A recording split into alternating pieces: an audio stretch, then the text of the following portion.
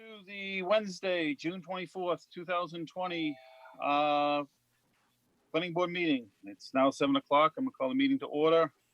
Pursuant to Governor Baker's March 12th, 2020 suspension of certain provisions of the open meeting law, GL 30A 18, the governor, March 15th, 2020, posted a restricted limitation number of people that can gather in one place. So now we're doing it remotely. Welcome to the planning board. This meeting is televised by Chelmsford Telemedia, and the public can comment by calling 1-646-558-8656 or by clicking to the following the links. Welcome, everybody. The agenda is up on the screen now, so you can see what I just said. First thing up on the agenda is administrative reviews for 35 Donchai Crossing. Anybody, Colleen, is there anything on this that we need to know about? Not as far as I know. It's the decision for review. Yep. Evan sent it out. All right. I didn't see any problems with anything. Nobody else has commented. No problems here. No problems here. I'm good. So the question, Henry, that has started, that came out regarding this decision was that a couple of the neighbors could not get on the call last week, 2 weeks ago, to express their concerns with the garage, the proponent, the actual proposed, the resident is saying that he's using it for a boat house to house his boats, and he actually runs a construction company with a lot of equipment there on camp on the property. And I know we can't get into that, but do you think that the question is should we open up the public hearing again because there was some technical difficulties where the neighbors could not get in, or do you want to leave it as is going forward? If I remember correctly, Evan asked to have the people call in and talk to him directly, and I don't know if that has happened or not, and what was the results of that. Evan, yeah, good evening. So I did forward the planning board all the communications via email. Those include several emails from direct abutters, then my email exchange with board member Tim Shanahan, as he lives in that neighborhood, and was in communication with some of those abutters. And then I also included some emails between myself and the property owner seeking some clarification to the questions that the abutters were asking.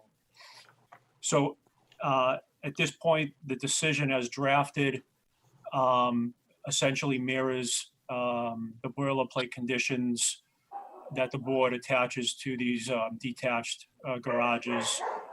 And the condition that's noteworthy is that it's condition number 2, it shall be prohibited from being used for commercial purposes.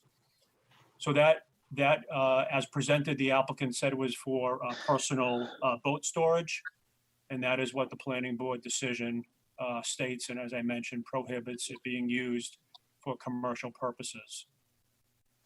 And the neighbors that were having their questions that couldn't get in, you did explain this to them, and they're all on board. They know what's going on. So I have not circled back with the individual abutters at this point. I wanted to present the draft decision to the board for the board's consideration.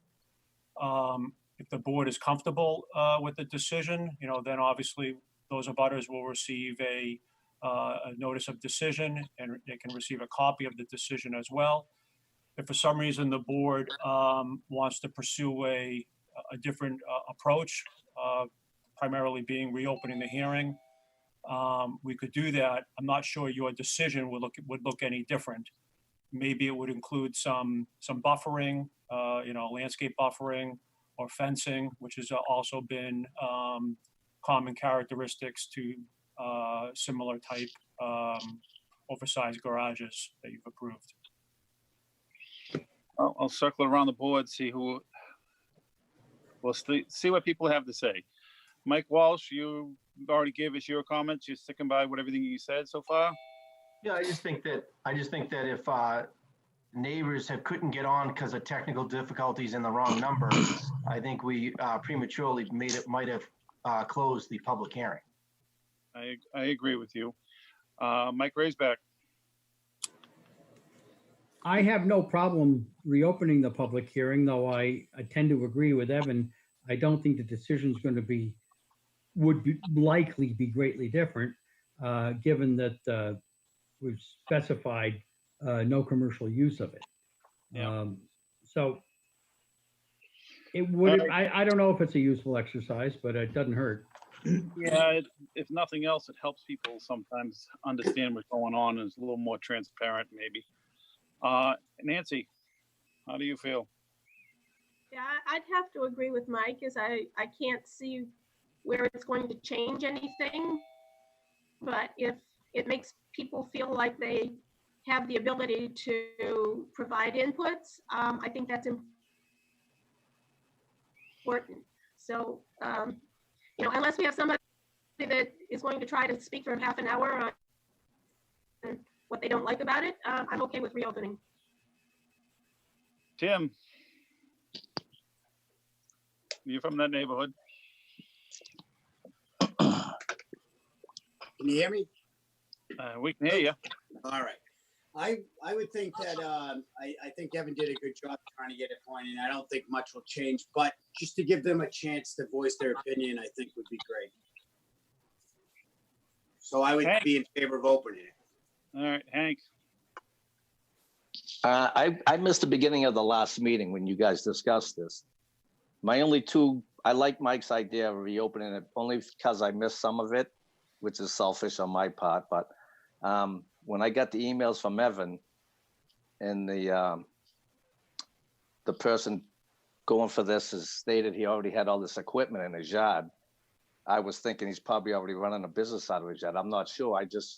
I kind of like to know if he has a company where his address is based out of, because I don't want it to start having people acclimate with all this equipment in the yard, in perpetuity. So I like to hear from the neighbors to see if the equipment's always there. And if it's just for the boats, then, it's fine with me. Glenn, how do you feel?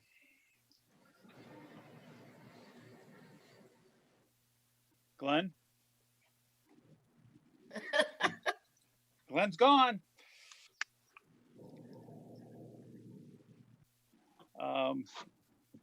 Anybody else have any comments on this?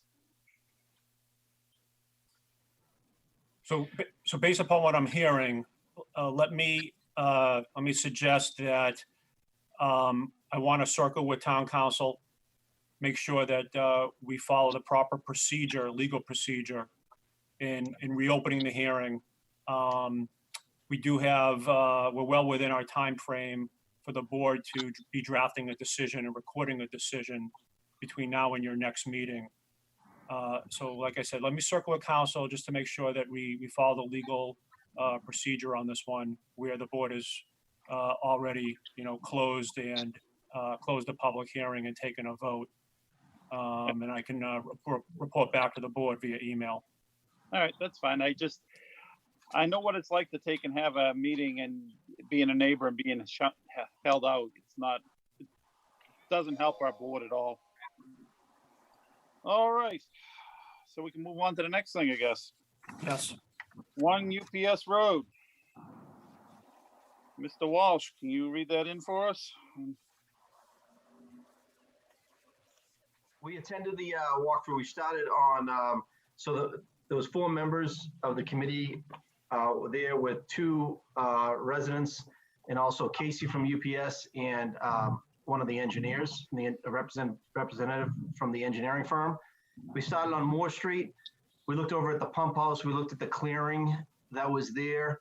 The clearing that we thought was the UPS's property, that they bought all those lots. That Nancy and Mike and Hank, feel free to jump in. That was all a result of the town pump house and also National Grid. That wasn't at the that clearing was not done at the ownership of UPS. We then went over to lot 3, entered in through the employee lot, through the security, out to the back area of the proposed location. Walked it with the 2 neighbors in the group, looked at the buffer. There's a lot of woods that are coming down that abut the Brook Hill Road. And then we did ask for a couple of things that came in this week regarding sections and just trying to look at the buffer. One of the neighbors that lived at 4 Jennifer Lane, he was there. He does have a direct view to the site.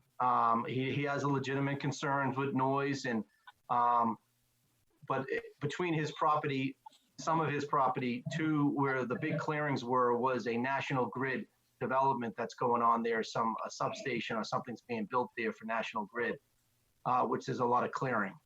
I'm trying to think, was there anything else, Nancy or Mike or Hank, that you want to bring up? No, I think you covered it pretty well.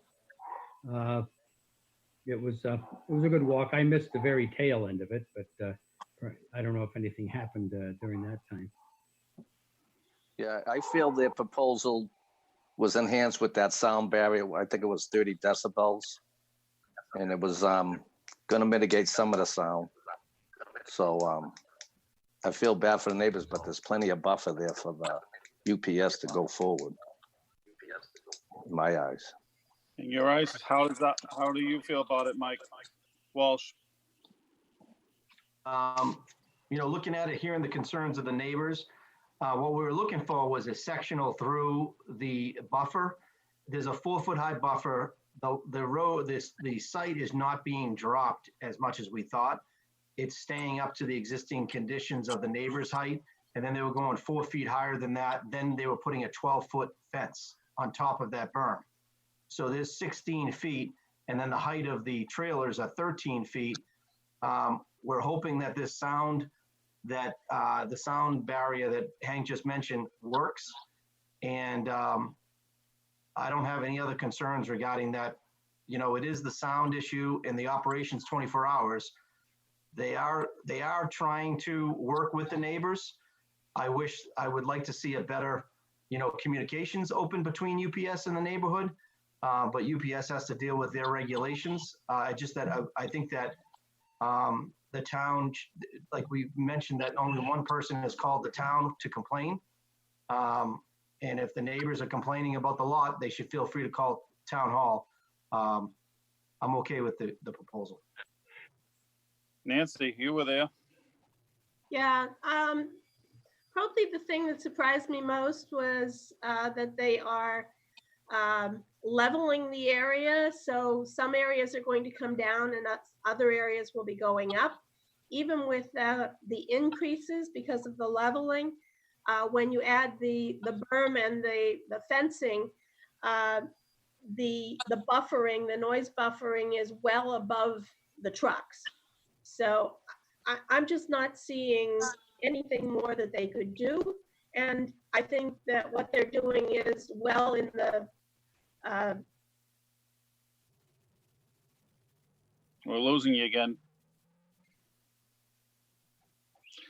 realm of reasonableness. While I understand that it's a nuisance.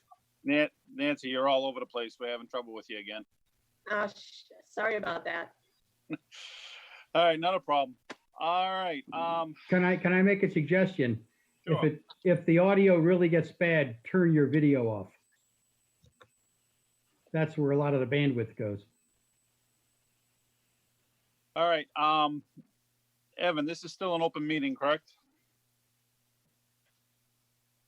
Yes. Do we have any public comment coming in?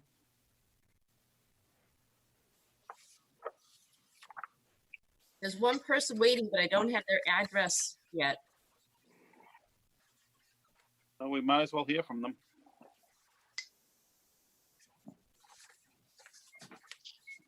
Yeah, hi, good evening, everyone.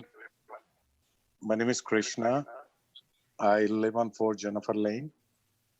Thanks for taking your time on the weekend and walking through the UPS lot. So thank you all the committee members and also taking our concerns. So thanks so much.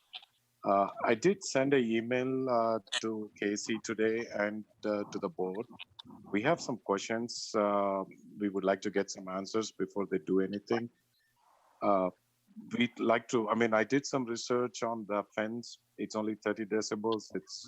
It kind of prevents some noise, but it's not going to prevent much of it. There are other options that probably UPS could look at it and help us out with the noise reduction. And there are some existing issues, like, the ground reverberates when they try to pull a tractor trailer cabs with the heavy load, and the whole building shakes in our houses right now, and noises at night. So we did send a few questions to see how they're addressing that. I think once we get the answers to them, I think we'll be in a better position. Continue, John. I think I'm losing. Yeah, I'm here, but I wasn't sure. I heard somebody talking. That's why I was All right. yeah. And I did talk to the National Grid people today, and they have concerns about putting vegetation in that area because of some pipe damages or something. So I'm not sure they are willing to do anything in behind their building right now, which is kind of open view for me to see UPS. So I don't know if UPS can mitigate some of that for us to help us out, reduce, because right now I have a clear open view to their facility. I can see lights and trucks there. If it's not their property, it's hard for them to do anything. I believe it is their property. I don't know what their lines are. I have no clue. Who All right. owns what? It's very confusing there, sir, right now. All right. Any other comments? No, I'm waiting for Casey to help me understand, and I don't know when he wants to reply to my questions. So, All right. All right. okay. Thank you. All right. Casey, do you have any comments? Just to jump in real quick, this is Doug from Arcadis representing UPS. The last couple board hearings, we've had an opportunity to kind of speak before it goes out to town input. I was just wondering if we'd have the same opportunity here today. Yeah, go ahead. Go for it. Okay, I just have a little statement I'll run through here. So, Yep. Good evening, everyone. Following the hearing on June 10th and the site visit on June 20th, UPS was asked to provide additional drawing information for the elevations along Jennifer Lane, as well as product data for the acoustical material proposed for the new fence. As Mike mentioned, both of these requested pieces of information have been submitted. Again, in the interest of being a good neighbor, UPS is willing to install acoustic block material along the span of the property shared with Jennifer Lane and 53 Brick Hill Road. Additionally, UPS is also willing to increase the height of the fence from 8 feet to 14 feet. During the last hearing, the board also requested information on the UPS provided police detail, which occurred from June 6th to June 9th. The Chelmsford Police Department notified us that no trailers traveled into the area during the time of the detail. At the last hearing, was also suggested that UPS implement a community outreach program. Local residents can now visit our UPS Human Resource Office located at 90 Brick Hill Road between the hours of 8 a.m. and 4 p.m. Monday to Friday to voice any local concerns. There is also a 24-hour support line available at 1-800-PIC-UPS, where all complaints and concerns can be called in. We are extremely appreciative of the effort and time invested into this review by the town and the board. UPS strives to be a good neighbor and a valued business within the town of Chelmsford. UPS has taken all the neighbor and board member concerns seriously.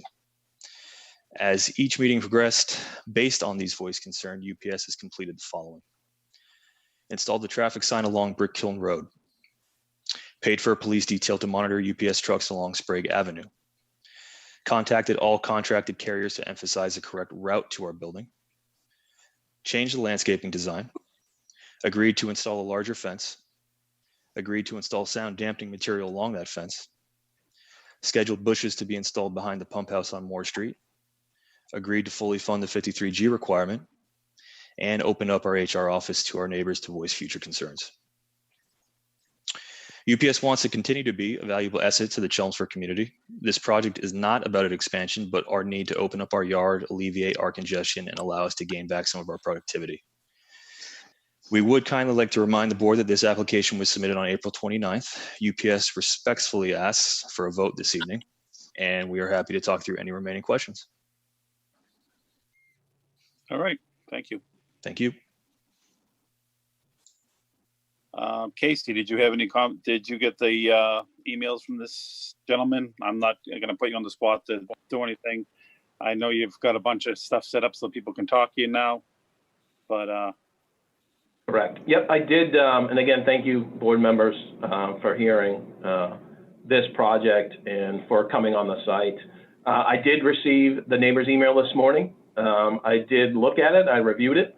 A lot of the answers to his questions can come from the site plans. And again, I'll respond to him, but most of those questions have been asked already. And I believe he CC'd Evan as well. So I will respond in kind, but I think the questions have been answered already. all right, thank you very much. I think we're at the point where we might be taking a vote to close the public meeting. Is anybody here willing to do that? Henry, if I could suggest keeping the hearing open. The reason for that is that the decision is likely going to have areas in which the board needs to make some final determinations, and that those final determinations may need to be deliberated and may need to have some engagement with the applicant. So I think, I think in the past, certainly the board has taken a straw poll to give the applicant a clear indication as to where the draft decision may be heading. But in this particular case, I would prefer that the board keep the hearing open so that the draft decision can be further deliberated. We also have people that would still like to speak. All right. All right, how many people we got in the queue? Anthony would be next. How many people are in the queue? Just 2. one at a time? All right, Anthony, let him out.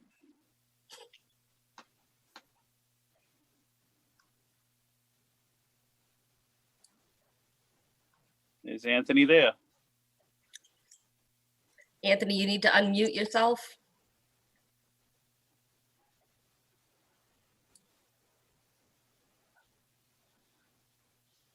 I can't find where he is. Let's go to, I'm attempting to unmute. I think we should hear you now, Anthony. Go ahead, Anthony. Hi, sorry, I had to figure out how to unmute it. First of all, can you guys hear me okay? Yep. Thank you very much for taking the time to hear some of the concerns that I want to express. I own a property that is directly across the street at 76 Brick Kiln Road. I want to echo some of the same types of concerns that we heard from another neighbor earlier, Krishna. I do live with this facility across the street from us on a daily basis. Some of the noise and some of the vibrations are disruptive to our daily lives, and it does a 24/7. At 3 a.m., some of the backing up does get pretty disruptive to some normal life. So I echo some of the concern that Krishna expressed. I would feel very strongly about as much barrier protection for noise cancellation and any vibrations that we can prevent from the expansion of this project. I would appreciate also, I was unable to, due to technical difficulties, to join last week, but I would love the opportunity to meet directly with UPS to understand some of the plans that are going. But I want to make sure that this committee hears that it is a uniform expression of invitation for the neighbors that are surrounding, and it is disruptive to normal life. Okay. Colleen, who's next? That would be Paulo. Yeah, good evening, everybody. So I appreciate UPS willing to install a fence, an acoustical barrier. One of the comments was that we hope that that's going to work. My comment is, can we make sure that that will work? Meaning, can we have like a study or anything that will show that there will be no noise on the opposite side? The other comment I have is about the length of the sound barrier. So I just want to know if we go all the way to the end of Jennifer Circle or up to the other end of Moore Street. I mean, just how long that will be. Thank you. Who else, Colleen? That's it for me. All right. I would strongly encourage people to go to UPS, and they have some information that they've put up on an open site for you, and they'll answer your concerns, which would be nice. I would like to jump back in real quick Yeah. with a question. Just a little curious as to what the purpose would be for a draft decision if the board is intending to vote. Just to reiterate, again, respectfully, this is the third hearing now, and we were intending on receiving a vote this evening, if at all possible. That's to you, Evan. So again, I think the board has and likely could this evening take one of your votes to approve or take a straw poll. My primary interest is that there are some minor details that I think the board needs to clarify and articulate. The only way to do that is with a written decision. And as you know, this will likely include some conditions. So my concern with trying to wordsmith conditions verbally tonight is that that's rather challenging and complicated. I don't think the board has ever done that. So that's the reason for asking the board to keep the hearing open so that the applicant and the board can discuss some of these draft conditions that I've been hearing or trying to contemplate during this process. But would those just not apply to the revised drawings that we've submitted, Evan? It goes beyond revised drawings. So you know, one that comes to mind is the barbed wire fence, the barbed wire on top of the fence, minor detail. Others that are more substantial are related to contemplating whether a condition should be included to continue the kind of the unannounced police details. And again, that's a consideration as part of this process to continue to address some of the town and neighborhood concerns. Try to codify everything that you mentioned, Doug, in your verbal comments this evening. I'd like to codify a lot of that. So none of this would be a surprise. But I think this decision is one that's not necessarily complicated, but involved enough where, for all parties involved, the town, the board, the applicant, and the neighborhood, I think we need to make sure we are reviewing a written document and that it's being deliberated and reviewed in a public forum, and obviously it's something that's in a final written draft, so that we're not creating more confusion trying to wordsmith on the cuff. Okay, can I also add one more thing, sir, if you don't mind? That's Krishna. That's Krishna. Yeah. What about the noise? I mean, how do we, if the noise continues the way it is right now, I mean, can somebody help us out, or there's nothing anybody can do with that? We have to live with that. So the decision would codify what the applicant has and the board has agreed upon. And again, I don't have all of that detail. That's why I would ask Doug to present that detail to me via email. Under existing conditions or proposed conditions, if someone believes that the operation exceeds the current zoning noise bylaw, then they call town hall and/or the police department. So that's why I think when this hearing first opened, you were hearing board members asking neighbors if they have been calling to file noise complaints, and they were also asking UPS if they were receiving noise complaints directly. So this decision will codify what's being proposed, and it will also make mention that there is a zoning noise bylaw, and that's the avenue to seek enforcement moving forward. But as I mentioned, sir, the reverberating noise doesn't happen all the time. It happens like once a day or twice a day. When we call the cops, that's not going to help us anything, right? Or the nighttime honking. When we call the cops, they can't hear us. I won't be able to record it from where I live. And UPS can always say that they didn't hear us from us because there's no way we can prove that.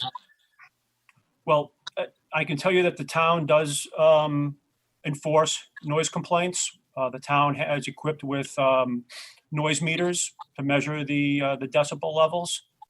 So it is something that the town can and will enforce. So can we do something that before?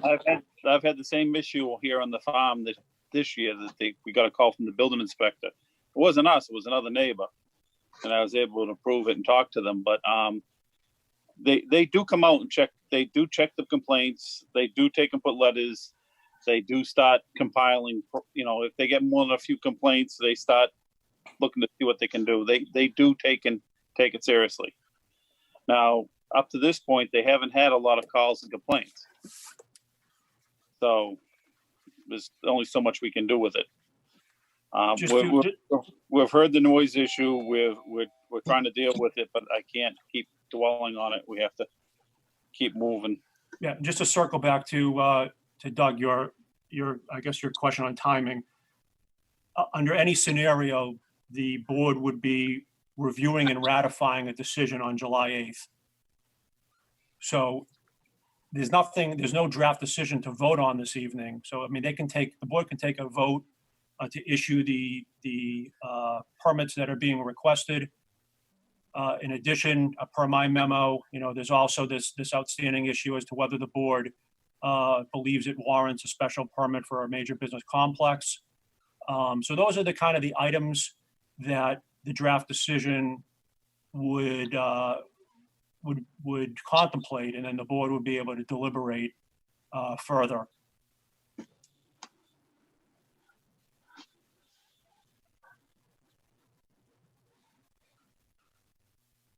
I don't know if he's going to comment to that.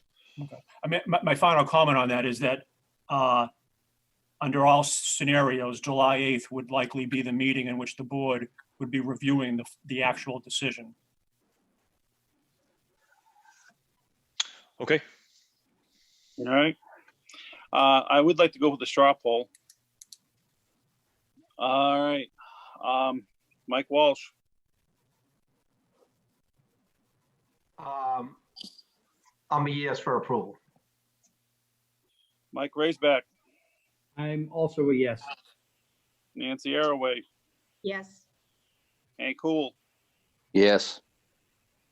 Tim Shannon. Yes. Glenn Cole. Yes. And I think I'm the only one left because I think we're missing a member tonight. You got Donald as well. You got Donald. Donald's there. All right. Sorry, I didn't see you, yes. Donald. Yes. Donald's a yes. And I'm a yes. So I think that's all we can do for you tonight. Understood. Thank you. All right. Can we just get a motion to continue the public hearing to July 8th and direct staff to draft a decision? So moved. Second. Who did the second? Glenn? I got it. Yep. Yep. Thank you. All right. Thank you all. Thank you. Henry? Mr. Chair? Yes, yes, Colleen? The advertisement for Stonegate Construction was 8 p.m. Can we take Wendland and Cotton Road first? You're breaking up pretty bad on us, Colleen. Oh, sorry. Take Wendland first, Groton Road. Take Groton Road first is what you want. North Star Realty LLC, 235 Groton Road. Yes. Mike Walsh, do we have any thing to read into the meeting methods? Mike, So, before you do that, can you read the legal ad? Open the public hearing? So before we open the hearing, I have to recuse myself as being an abutter. And I'd like to come back and speak on behalf as an abutter later in the presentation. So I'm going to just shut my video off, but I will stay on the call. Is that acceptable, Mr. Chair? That's acceptable. All right, so I cannot read I can't read any of the correspondence to you. Thank you. All right. Mike Ray's back. You want to take through the legal aid for us? Okay, let me see if I can find it all here. It's gonna take me half a minute. Let's see. This is 236 Groton. Yep. Okay. I have a memo from the Board of Health. Mike, can you Yep. open read the legal ad on the agenda? Okay, do I have a copy of it? Let's see. You can read what's on the agenda. All right, will do.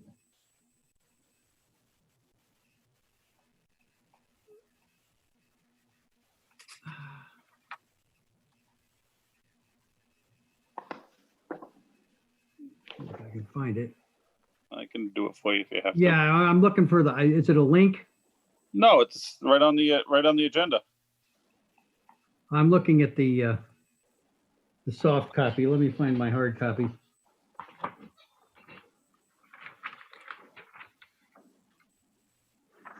It's on the back of the first page. I don't see it on my copy, which is very odd. You want me to read it? Yeah, you'd better go ahead and read for it. Tim.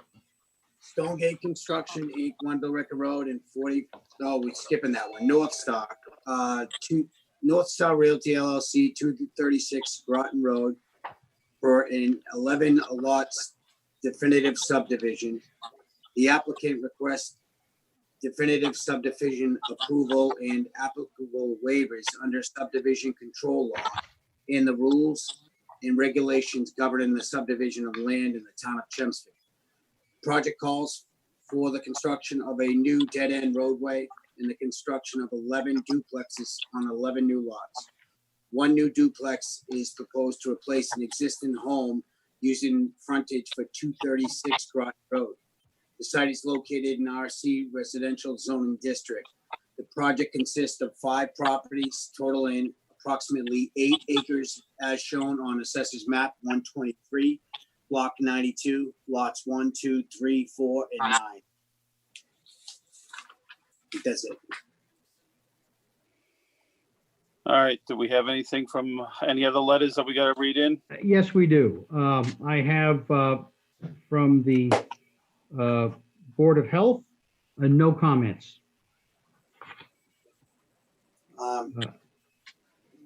Let's see, I have from Evan and his department, I submit the following for consideration. Is there any curb cut approval required from MassDOT due to proximity to the highway ramp? If so, is there any initial indication of their approval? 2, is the new roadway proposed to be public or private? 3, are street trees proposed? 4, is there any evidence of approvals from National Grid for use of the easement? 5, is there any evidence of approvals for the proposed sewer easement? 6, are the detention basins fenced? 7, based on communication with the school department, it should be determined if a bus stop and shelter is needed at Groton Road. 8, while not necessarily part of a definitive subdivision approval, A, much of the site is currently forested. Any opportunity to save groupings and clusters of trees? B, how will the National Grid easement be maintained? C, a typical landscape plan for each structure should be submitted. D, consideration should be given to provide a small tot lot and or shared common open area.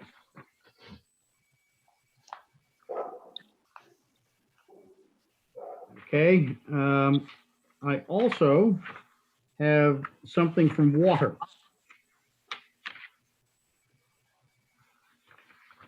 From the North Chelmsford Water District Office of the Superintendent. Dear board members, The North Chelmsford Water District has reviewed the applicant's proposal to construct 12 two-family dwellings off of Groton Road, North Chelmsford. The North Chelmsford Water District is looking into the needs to supply adequate water to the Groton Road subdivision. The applicant shall follow the rules and regulations of the North Chelmsford Water District and the Chelmsford Fire Department. The applicant has been advised that a water impact study must be done, flow tests and calculations submitted to the North Chelmsford Water District and our engineering consultants follow the Water District's master plan. The Water District will meet with the appellant when the results from the study are completed and discuss the recommendations from our consulting engineer and come up with a solution to supply adequate domestic and fire service to the proposed subdivision. 1. The two-family dwellings will have straight lineal separated sleeve 1-inch water services for each unit and be separately metered with the R9000 radio read water meter. 2. Each unit will be charged an entrance fee at the multi-dwelling unit rate, with 24 in total. All materials, inspections, overhead, entrance fees, tapping of domestic water services, etc., will be coordinated through the North Chelmsford Water District. Sincerely, Bruce J. Harper, Senior Superintendent. And I believe that covers it. That's what I have. I believe Christina does have a memo. It was not in your packet. Christina, Okay. do you want to read your letter? I can. Yeah, please do. May I? Thank you. Okay. Dear members, this office has reviewed the site plans by Howard Stein Hudson Associates consisting of 13 sheets dated March 16, 2020, and a supplemental data report dated March 2020. As a result of this review, this office has the following comments. 1, this department shall be notified when work on site is to commence in order to arrange for inspections. 2, any revision to the drainage system shall be submitted and approved by this office. 3, the stormwater operation and maintenance plan shall be followed as described in the report. Copies of any inspections or other reports done in accordance with the plan shall be forwarded to the engineering office. 4, it is suggested that a homeowners association be formed and the responsibilities include ongoing maintenance of the entire stormwater system.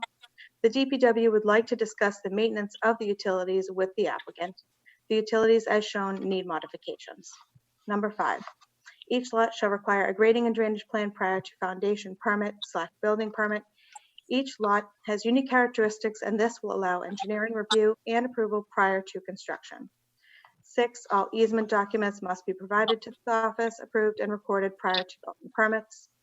7, a site as-built shall be provided upon completion of the work on site, as-built to include a letter from the engineer stating that all stormwater devices have been built to satisfy Mass stormwater standards. Provide all supporting documents and calculations. The as-built shall be from a ground survey and submitted in AutoCAD and paper form. 8, confirmatory testing shall be performed in the area of infiltration per stormwater management guidelines. Testing shall be witnessed by the Chelmsford DPW Engineering Division.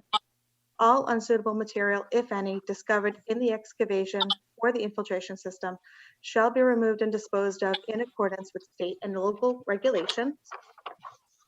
9, this project requires a NIPD's construction general permit. A final copy of the stormwater pollution prevention plan must be submitted to the town as well as filed with EPA prior to beginning any site work.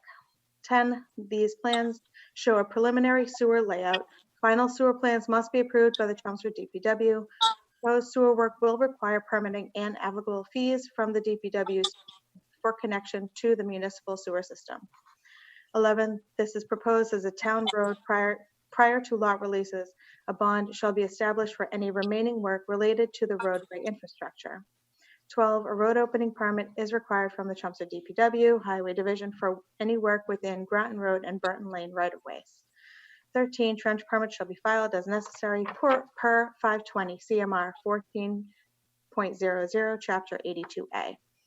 14, the design engineer has received design and drafting review comments from this office. Sincerely, Christina Papadopoulos, town engineer. Thank you. All right, do we have an applicant that is going to give us his speech? Good evening, Mr. Chair. For the record, Attorney Melissa Robbins from the law firm of DeShane and Farrell. I'm also here tonight with Katie Enright from Howard Stein Hudson, although I haven't seen her smiling face anywhere, but I think that she's here.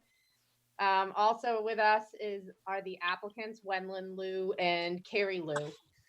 As you know from reading the statement, and we're here tonight for subdivision of land. The addresses are currently known as 236 and 240 Groton Road.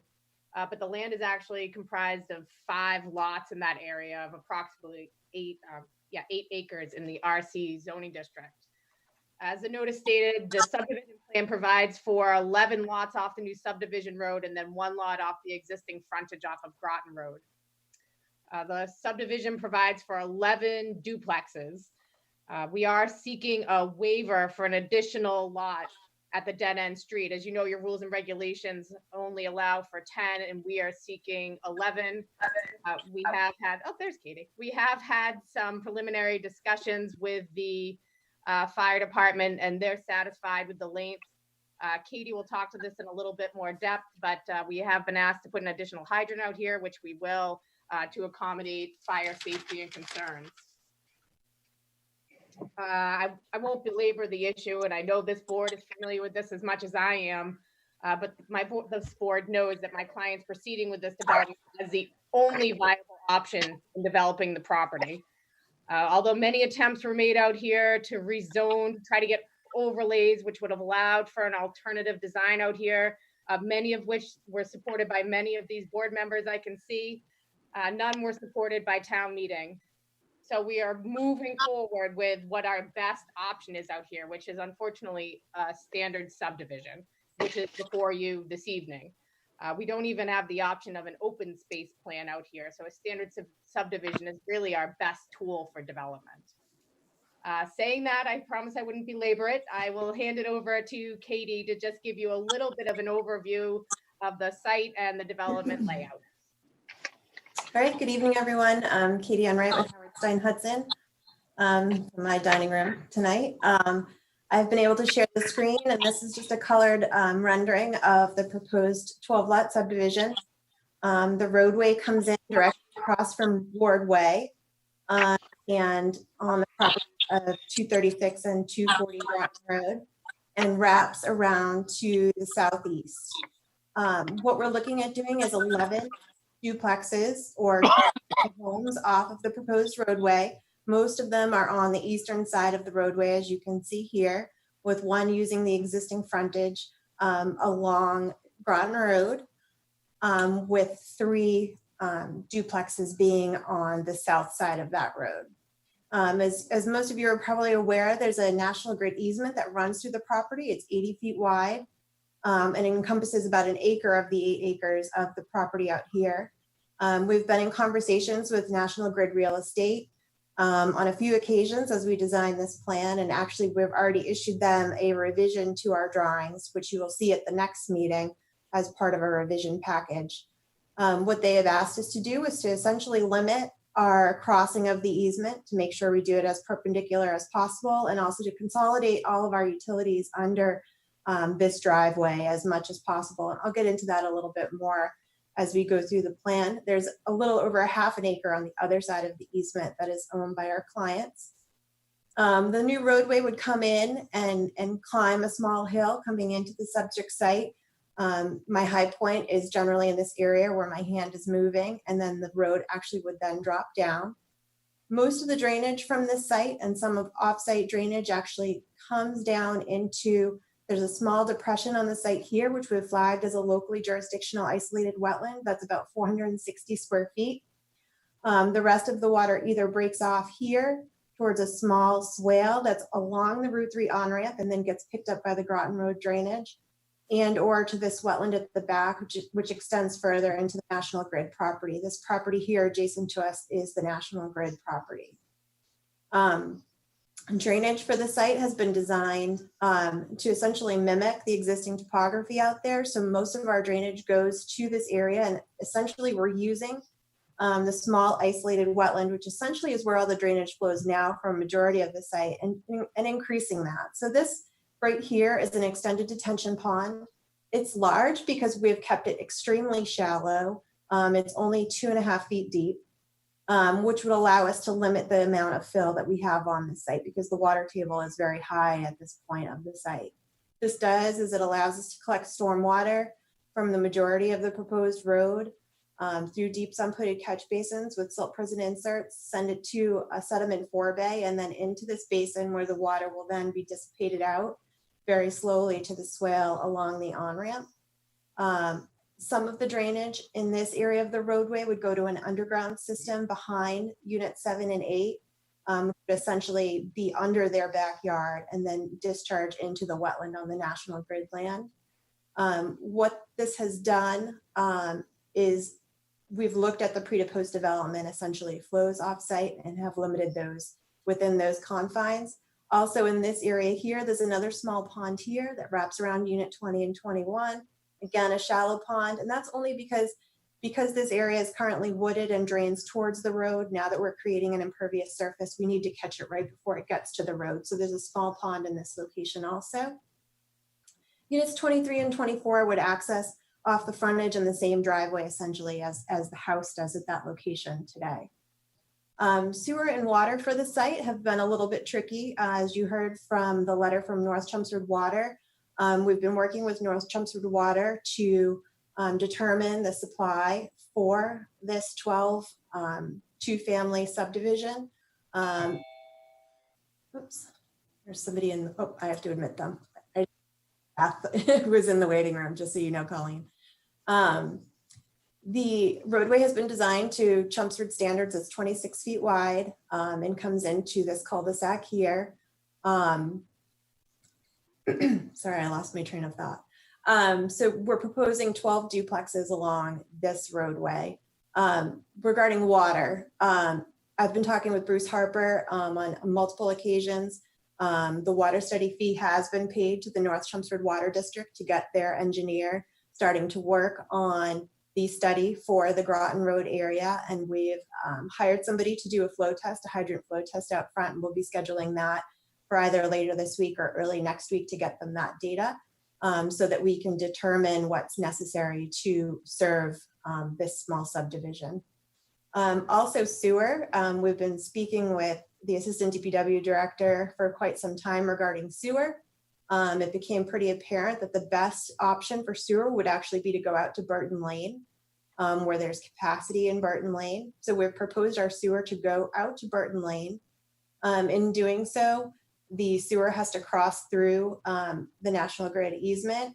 And actually a piece we don't actually own between our property and Burton for more than a dot. So we're actually working with National Grid to get access over their property for this tiny little corner to connect into the Burton Lane sewer.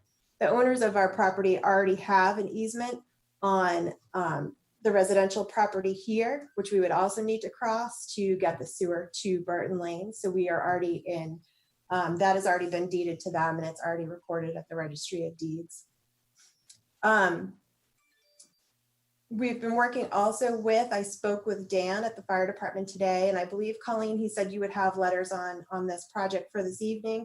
But as Melissa stated, he's looking for an additional hydrant back here between units 8 and 9, which is absolutely not a problem. I'm also going to prepare a turning radius plan for him to show him just how close the access is around this cul-de-sac, which has been designed per town standards, but we basically discussed that if it's even a little bit close, that we would look at doing grass pavers and a sloped granite curb on the center island to make sure that fire had adequate access back here. So regarding National Grid, I had said previously we've spoken to them a few times. We have worked out some new plans that have been sent to them, which essentially show this perpendicular driveway that's cut in the middle by the property line. All of our utilities to both of these units would be under this driveway and would be covered by reflective tape. Also, the reason that this piece of the driveway is hatched because they've requested this pavement be H25 loading so that any of their vehicles that might need to cross back and forth across that driveway would be able to adequately do that without tearing up the driveway in any way here. I have seen Christina's comments and we're certainly working through some of the town engineering some of the minor comments related to drainage and utilities. And I look forward to sitting down with them and going through the details of the utilities for this plan. Again, we're working with the water district and also sewer and National Grid, and we will continue to do so. We had our first Conservation Commission hearing last evening, and they have seen the project, and we've scheduled the site visit for next Monday evening, which will be followed by a meeting on July 7th. Tonight was the first time I had heard Evan Belansky's comments. I think that, yes, we will need, I believe we do need a curb cut from MassDOT, and they typically don't see or hear from us until we have an approved project. We specifically lined it across directly from Ward Way so that there wouldn't be a conflict in that area. Certainly we need to provide easements around all of the drainage. We spoke, it's been usual for the town of Chelmsford to not take ownership of stormwater management systems. It's just too complicated and too timely to be able to take care of all of them. So certainly those items would be taken care of under a homeowners association. I'd be happy to look at areas that we could save trees on this site. And we will definitely look at the grading that we've done out here to show some areas of trees that could remain. These lots have all been designed per, again, as Melissa stated, the regular RC district. All lots are over 20,000 square feet. They require 125 feet of frontage, 125 feet of width, 125 feet of depth, a 20-foot front yard, a 12-foot side yard, and a 20-foot rear yard. All of the lots shown here today meet those requirements. And lots 2 and 3 are certainly in excess of those requirements due to the easement that goes through that property. Each of the houses that we've shown here today are based on just a typical 2-family. The houses are 52 by 28. So you'll see they're actually smaller than your typical colonial with a garage. I think most single family homes you see today are about 70 feet long and 30 feet wide. This will provide each unit will have a footprint of essentially 26 by 28. It would certainly provide a different type of housing in the town of Chelmsford. And I believe each of these units would be consistent, if not smaller than most new houses. With that, the roadway itself is designed as just over 1,100 linear feet. It is a dead end. We are asking for a waiver for that one additional unit.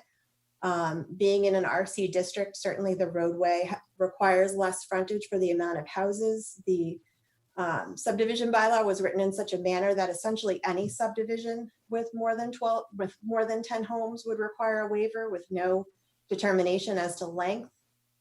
So we would seek that waiver similar to waivers for that length that we've sought on past subdivisions. And with that, I believe I covered just about everything. Certainly we're here tonight if there's any questions. We certainly intend to continue as we continue to work through the notice of intent process with the Conservation Commission, as we continue to work with National Grid and the Water District to answer some questions, and certainly look forward to bringing you a revision, taking care of the majority of the comments and any questions or comments you have tonight. So with that, I'll turn it back over.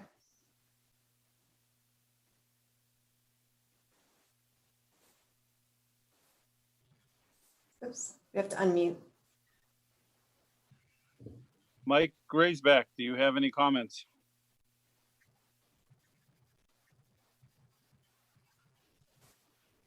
Not a lot initially. It's a pretty good job of stuffing as many lots in there as you can get. But the one area of concern, I'm thinking back to the extensive Route 40 conversations that were had over the last year and a half, 2 years. And one of the key pieces was that with the National Grid easement through there, that gave something of a buffer to the neighborhood behind it. What this does is it crosses that buffer, that thing that would have been a buffer, and puts 4 units, or two buildings on the far side. I'd be interested in seeing if there are ways to ameliorate that a little bit. And I note there are 11 in here. It's one over what we would allow without special permitting on that aspect. That's it for the moment. By and large, it looks rational. All right, Nancy.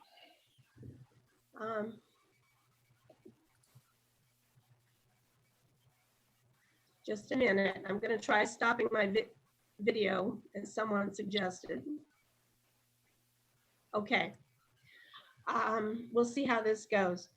I have a couple questions for Katie, specifically on the National Grid easement. Could you give us a summary of what that easement entails? Provide us a copy of it for the next meeting and describe what the expected maintenance of that easement area is.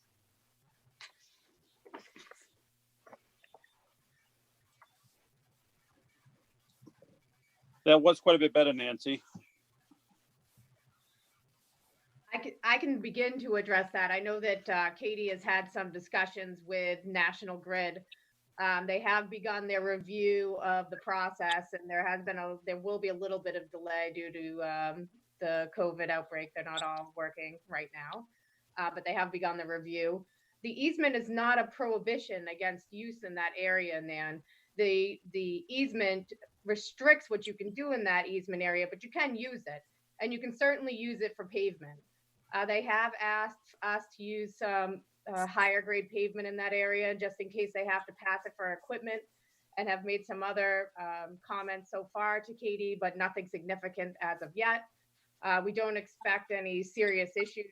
I'm happy to share the easement with the board. I will tell you that that's standard with these power line easements, is that you can put infrastructure under it, you can put pavement under it. What they don't want under it generally are structures. So this is very typical as to these power line easements. But we will provide it for the next board meeting, and hopefully we'll have some more feedback from National Grid prior to coming back to you folks. Is there any expectation that National Grid will continue to maintain the area of the easement? They'll continue to cleared. Oh, go ahead, Katie. Yeah, no, essentially, yes, they do maintain the easement, essentially for their benefit, and that's the reason for the higher level of pavement. And the reason for keeping everything essentially under the pavement that we have here and or with reflective tape is just to make it easier for them to utilize their easement to their fullest extent and not have to worry about digging into certain utilities or, you know, ripping up this driveway as they cross it. So what we look to do, the plan looked very different when we first showed it to National Grid than it does today. And we've certainly kind of pared it down and worked with them to come up with what we feel will be the most acceptable to them. So I have a concern that I will voice at this point if National Grid is continuing to maintain those areas. And that is that National Grid maintains vegetation-free zones with Roundup. And today's news is that Monsanto was ordered to pay over $10 billion in the Roundup cancer lawsuits. So that raises the question of, is this a safe zone for houses in that proximity that literally the majority of their yard is in the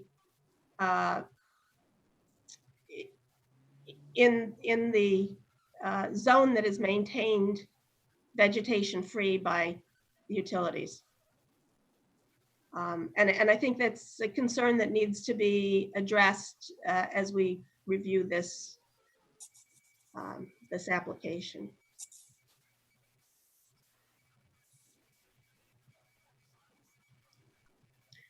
And that's my biggest issue right now, Henry. I may have others later. Thank you. I would say a good way for us to do this is have the work order that they've been using with National Grid attached to our application. That way there we can actually review on our side too what National Grid has said and been done.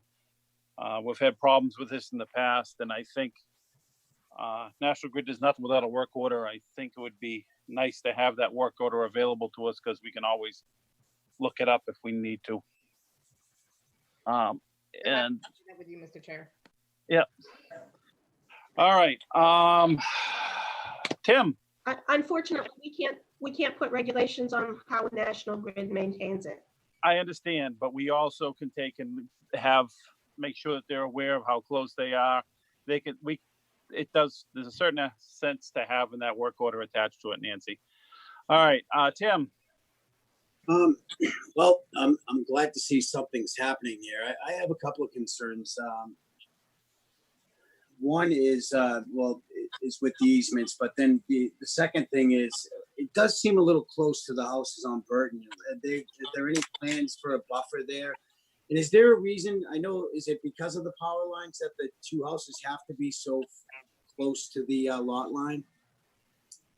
The two duplexes with the long driveway at the end. I think it's lot 1, 2. Yeah, right. So yeah, Tim, if I may. So those two houses are placed, right, they're placed outside of the easement. So in speaking with National Grid, they wanted to see that the cars were parked in the driveways outside of the easement and the structures themselves are outside of the easement. So we've prepared those two lots to meet those requirements. Regarding the proximity to Burton Lane, these lots are designed per the zoning bylaws. So we meet the standard for the 20-foot offset at the rear, the 12-foot offset to the side. Both of these lots are in excess of 20,000 square feet. Certainly we could speak to adding a fence or a row of arborvitaes behind these houses, but the town of Chelmsford has spoken and said that this is a residentially used lot. It's RC zoned, and we're essentially using it in the manner to meet those regulations. You definitely are, but you're asking for an extra one also though, right? So well, I think you need to review the waiver criteria. So the waiver criteria is such that, and you've offered it before, that there could be, an issue relative to, and we can speak more to that at the next meeting, certainly, but. I'm not sure what you just said, but that's fine. Well, I guess I've voiced my concerns. I mean, my concerns would be the buffer for the neighbors. And then I guess we'll hear more about the easement from National Grid. So that's all I got for now.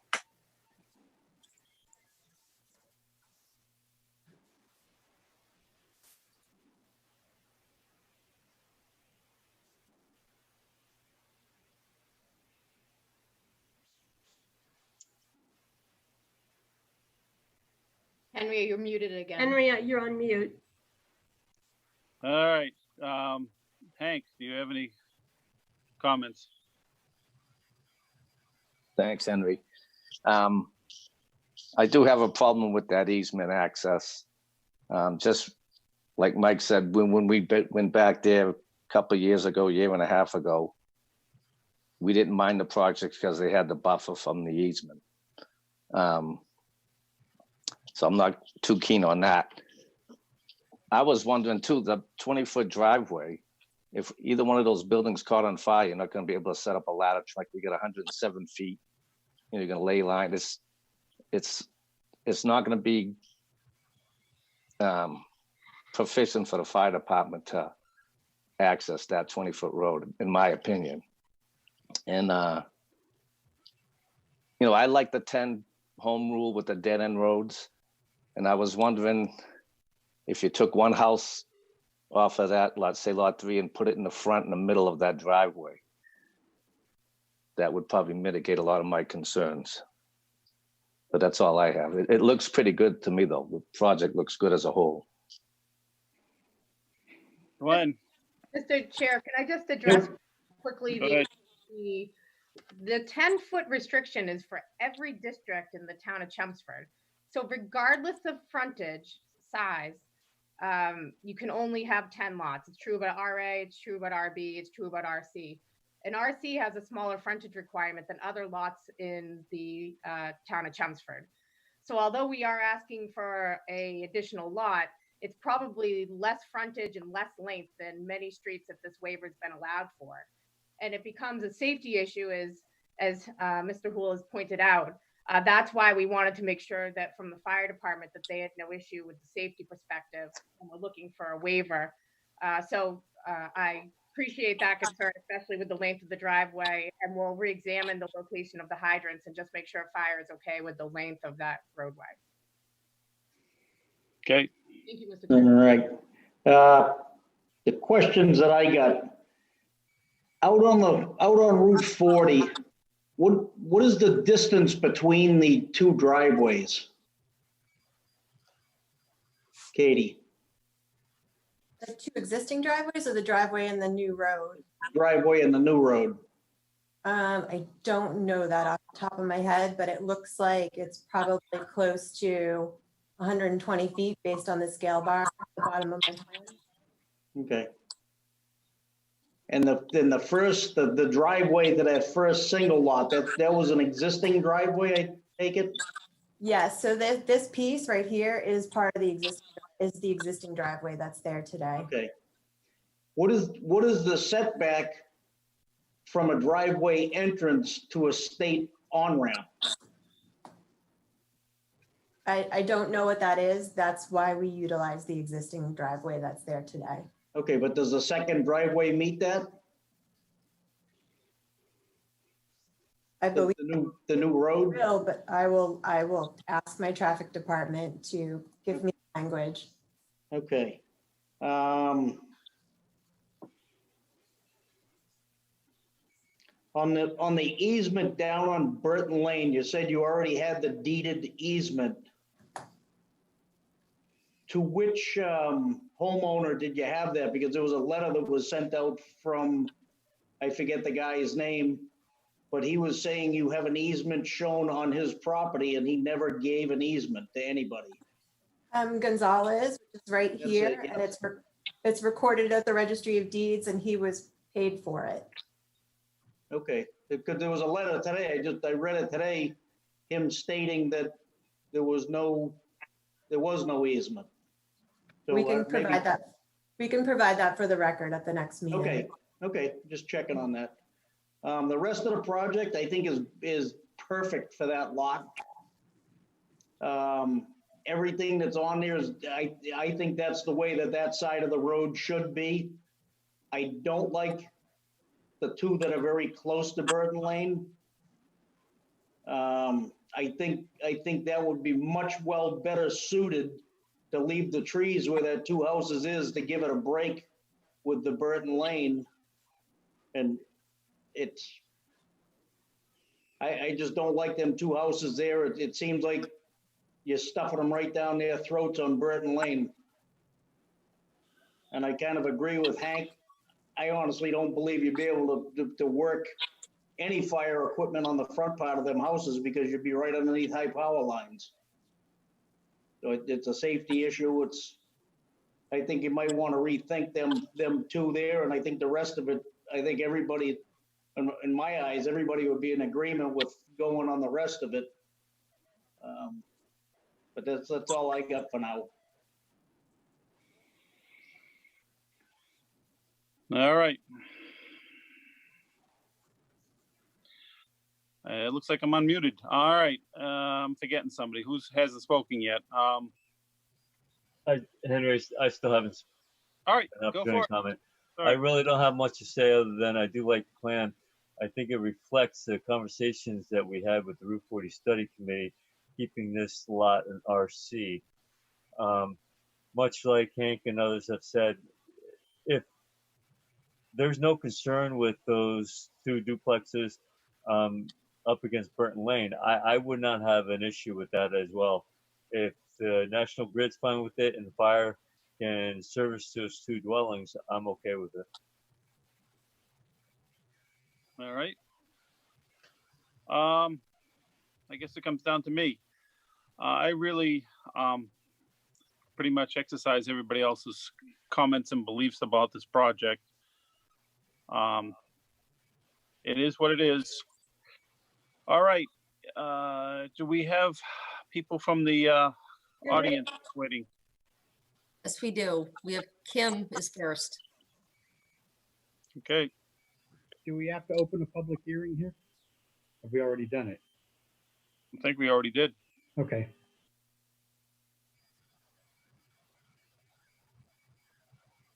So is it time for me to go? I'm Kim. Yep, go Yeah. Kim. Thank you.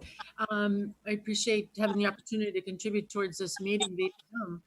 My name is Kim Bennett, 125 Lovett Lane, which is right next to Burton Lane. You might recall myself as being very outspoken against any of the Route 40 development plans. Looking at this particular plan, which is newer than what we were looking at 2 years ago, I can see why it looks favorable to many of the board members. However, I agree with Glenn Cole. Those two particular buildings, I believe they are lots 2 and 3, units 3, 4, 5, and 6, do appear very crammed in. The main reason why I object to that is that you've heard from Burton Lane residents, in particular, the resident right on the end of Burton Lane, studied very carefully the plans for areas around him before he bought the house he's in right now. And even though that area was zoned as 2-family at the time, that was not a matter of public record that he could access. The map in the office just on the wall behind Colleen was still showing that the zoning was for 1-family only, and that influenced his decision to buy that house. So by rules, it may all look legal. I'm certainly would prefer that the professionals agree to what's legal and what's not. But out of a courtesy to a resident who went through extreme measures to make sure that his lot wasn't going to become a lot that he wouldn't want, I would appreciate if you folks would vote against those two buildings, again, units 3, 4, 5, and 6, as a courtesy as a town, where that change in zoning wasn't well documented at all. It clearly would change the impact of several of the homeowners.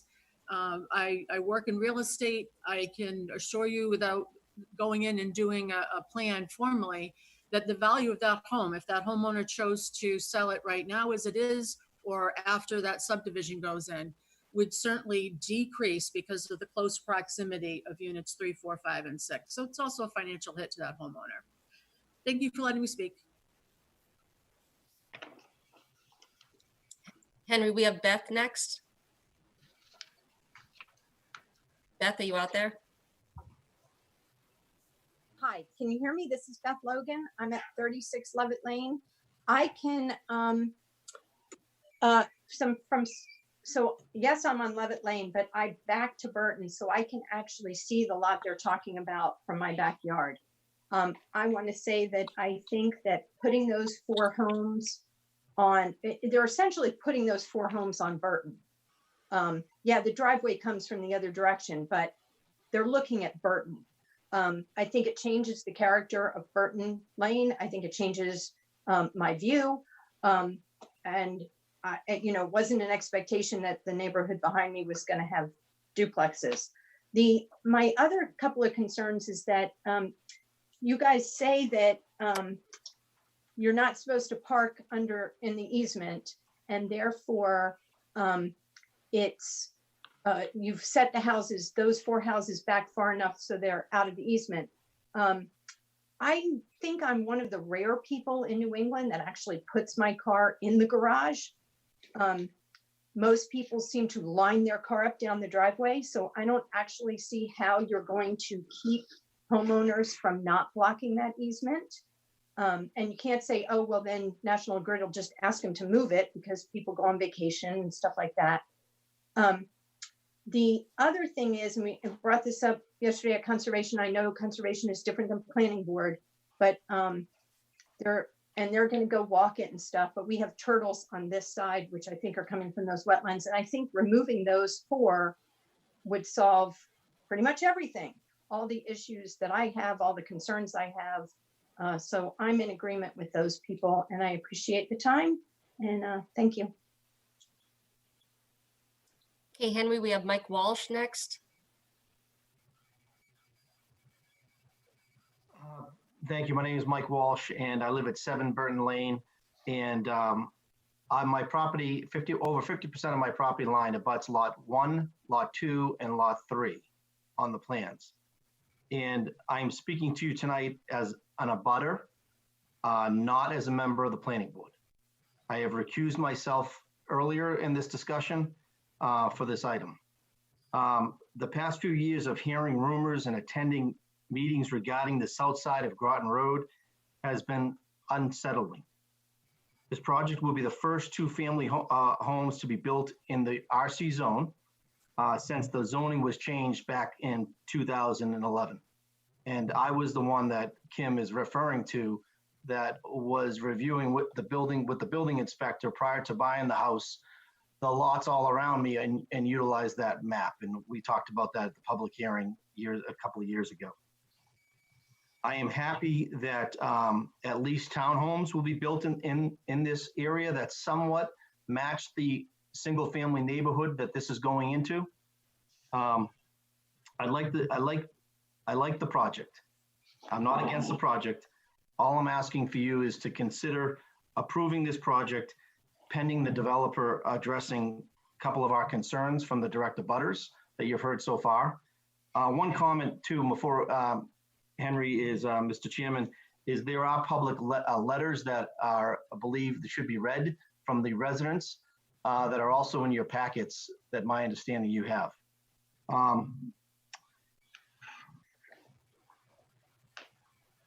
This area is currently 90% woods with high mature trees, and these existing trees help buffer the noise and pollution from the Route 3 on-ramp and the Route 3 itself to our neighborhood.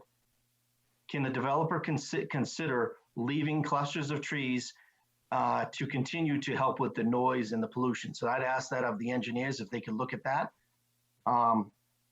There's also a lot of wildlife in the area.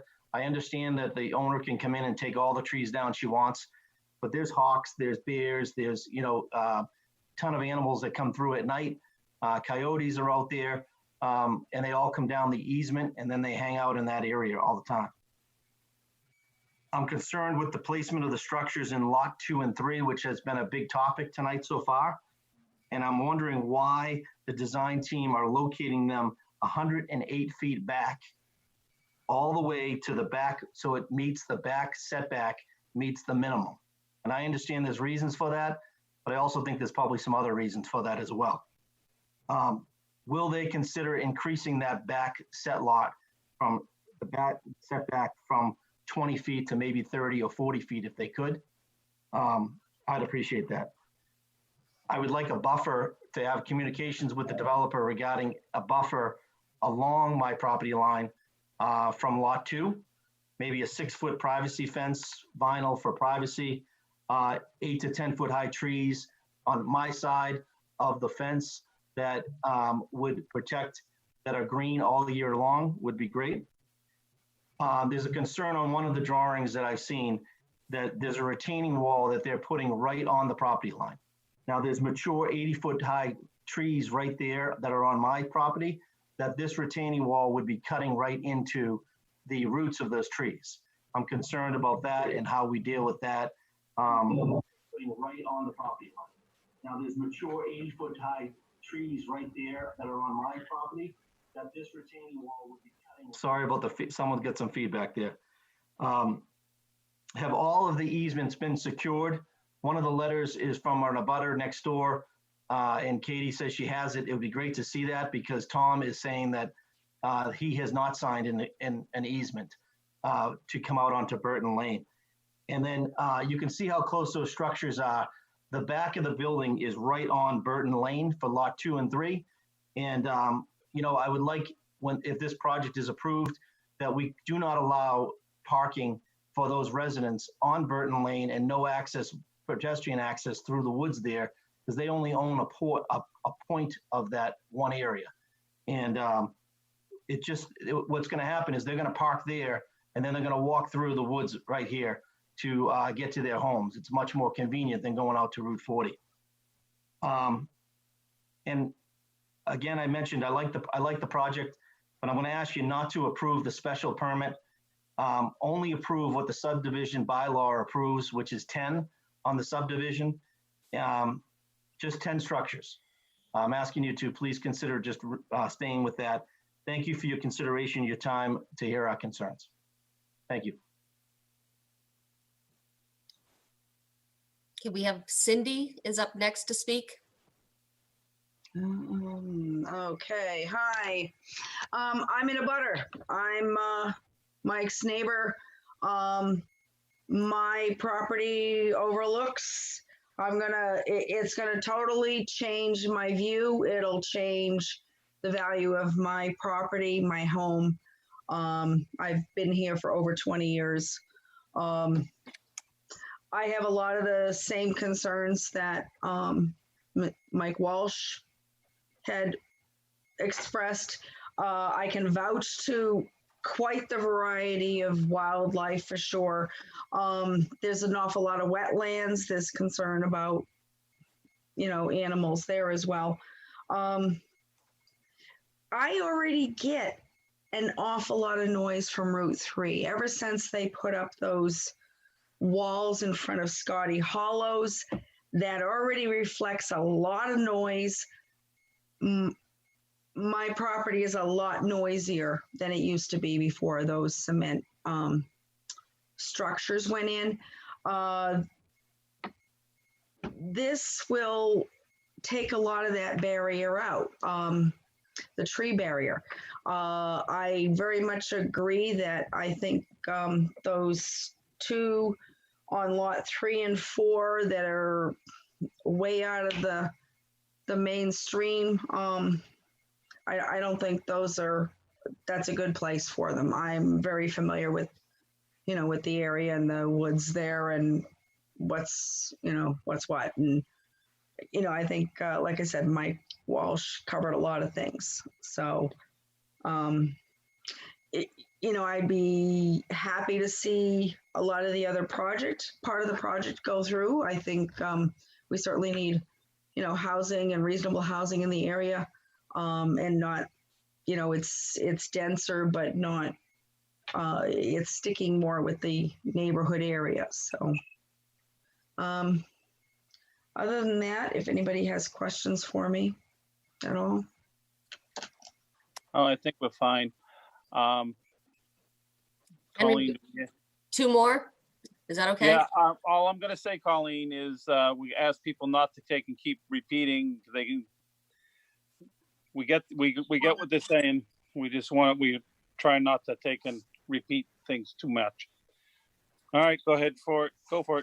Okay, so Tammy Arena wants to speak on Groton Road. Tammy? Hi, I think I wrote the letter, and my concern now is just that it's about the easements, and just so that they can put something there, whether it be trees or a fence, so we don't have that path, and that maybe they re-wood, because all where their sewer is going is all a wooded lot, and so I don't know how much they're going to dig up. I don't know what's involved, but just so that's all kind of back like it was, and not a path. That is my concern. Can you hear? I don't know. We can hear you. Thank you very much. All right. That's it. Thank you. Bye. And one more, Beth Logan, to make one more point. Go ahead. Thank you. This is Beth again. So a couple of years ago, I believe it was the planning board, Evan, you can correct me, rejected having a second home built on the lot that is the very first one coming into Burton Lane. And part of that was because by putting it right there, it would change the nature of the neighborhood. It would basically be 2 single-family homes on 1 acre. And I just want to point out that was stopped for that reason. And yeah, this is technically not on Burton, but it really is. And I'm going to say this is going to sound like a pun. This is a backdoor way into putting 4 homes on Burton. So that was already discussed in the past, that there was a nature to what Burton Road is. Thank you. And just so you know, Henry, that was the zoning board that they went to, not the planning. That's it.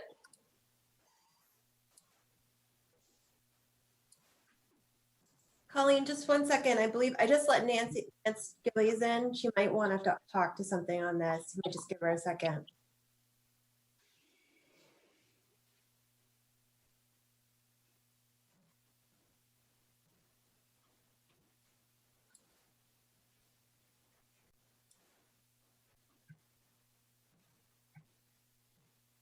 She just popped up. Nancy, are you there?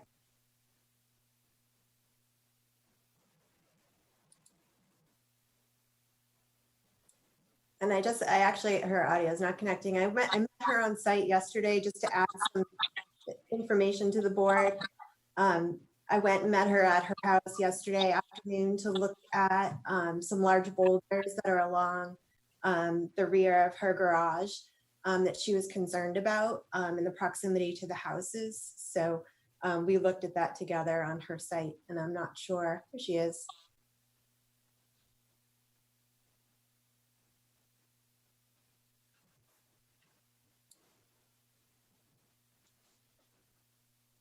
Nancy, we just let you in, but we were wrapping up public comment if you wanted to say something.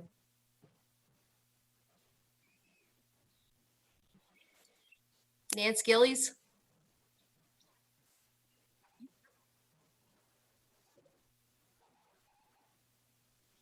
I don't think she wants to say anything, Katie. Hello, can you hear me? This is Jerry Hall. I'd like to say something. Oh, so Nance is saying that her husband's audio is not connecting. Go ahead, Jerry, you go ahead. Okay. I wanted to know that they talk about the maintenance of the retaining pond will be transferred to a homeowners association. I was wondering how that was going to be done. I know I bought a house with homeowners association. It was right there on my deed saying that I had to maintain certain common parts of the association. Will there be something on the deeds to the first-time buyers that tells them that they have to maintain that retaining pond? Yes, there will be. Okay. So also looking at units 3 and 4 and 5 and 6, and I wonder if they're really compatible with the surrounding neighborhood. You know, you've got a backyard that's 20 feet going to a wall, and you have a front yard that's substantially under power lines with the easement.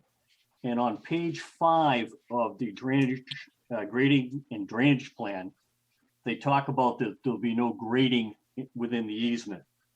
So are you going to have a real rough yard out there? I mean, you can't put a lawn in.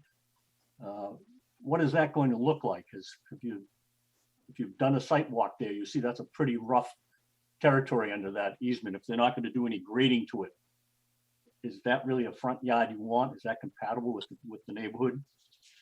And I heard tonight too, with the opening remarks, that, you know, this was the only viable option. And, you know, please don't sacrifice the quality of the neighborhood because the developer overpaid for land, assuming that it could easily be rezoned to what she wanted. She took the risk, and she, not the neighbor, should take the hit if it doesn't work financially. Thank you. Henry, Nance's audio is up now. Nance Gillies. All right. Go for it. Nance.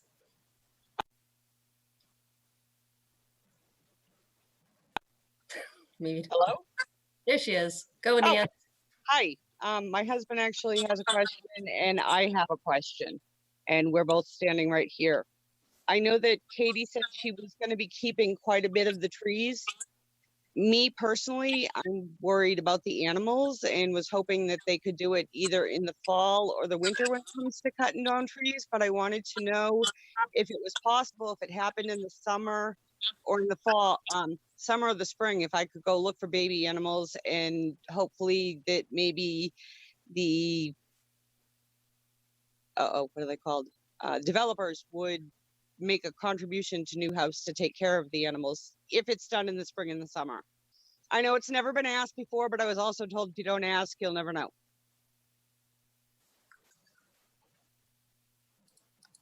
I can't hear any of you. We can't mandate that, but that's between you and the developer. Okay. All right. Well, then I will let you speak. You said your husband has a question too? Yep. How you doing? Jeff Gillis, 248 Groton Road. One of the things is they have a street going out across from Woodway, and then they have another little street that's going up to take care of one home. The driveway. That's right on the access of Route 3. That driveway was actually an illegal driveway. Yeah, we've mentioned it to them. They got to get back to us about that. But and the other thing was the power lines aren't really like a standard power line. They're actually kind of low. Yeah, So I understand. That'd be another thing. And the other thing I had was, are they going to do anything along my property as far as the buffer? I would suggest that you be there when they have the conservation walkthrough on Monday evening. Would be nice to meet the developers and see what's going on. Okay, great. What time? What time?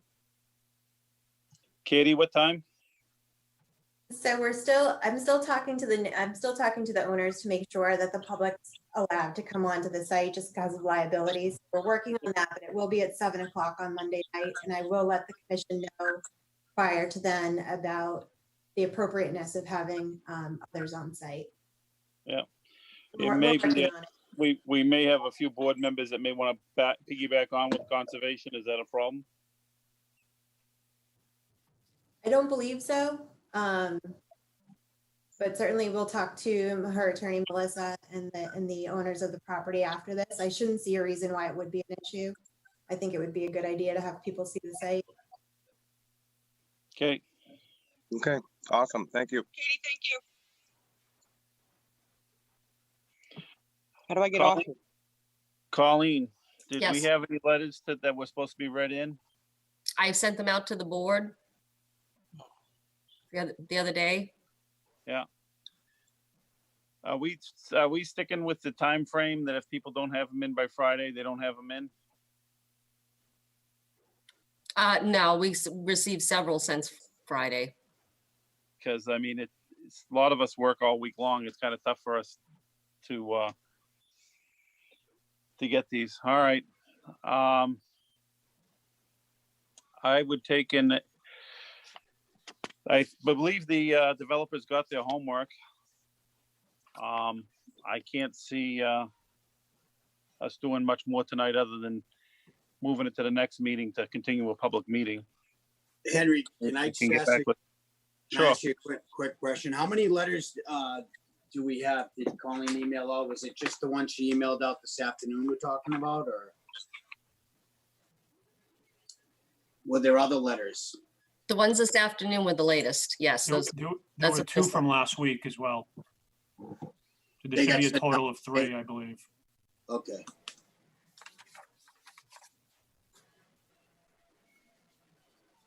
All right, I was just All checking right, to see if those are the ones. Let's take in. We'll have them ready for the next meeting. We'll read them into the next meeting, anyways. You want a motion to continue? Yes, please. I'll give you a motion to continue to our next meeting, which is July 8th. Second. All in favor? I gotta do a roll call. Aye. Oh, yeah. I gotta do a roll call now. Mike Raisbeck, Aye. Colleen, I don't know Colleen. Glenn, Yes. Tim, Yes. Hank, Yes. Nancy, Yes. and I keep forgetting, and me, and Anyway, I'm taking you off my Christmas list. you must be. I keep forgetting you tonight. I don't know what's going on. You're a yes too? Yes. Henry, All right. Henry, Yep. I just got a text saying that Tammy had one other comment. Would you take it tonight? No.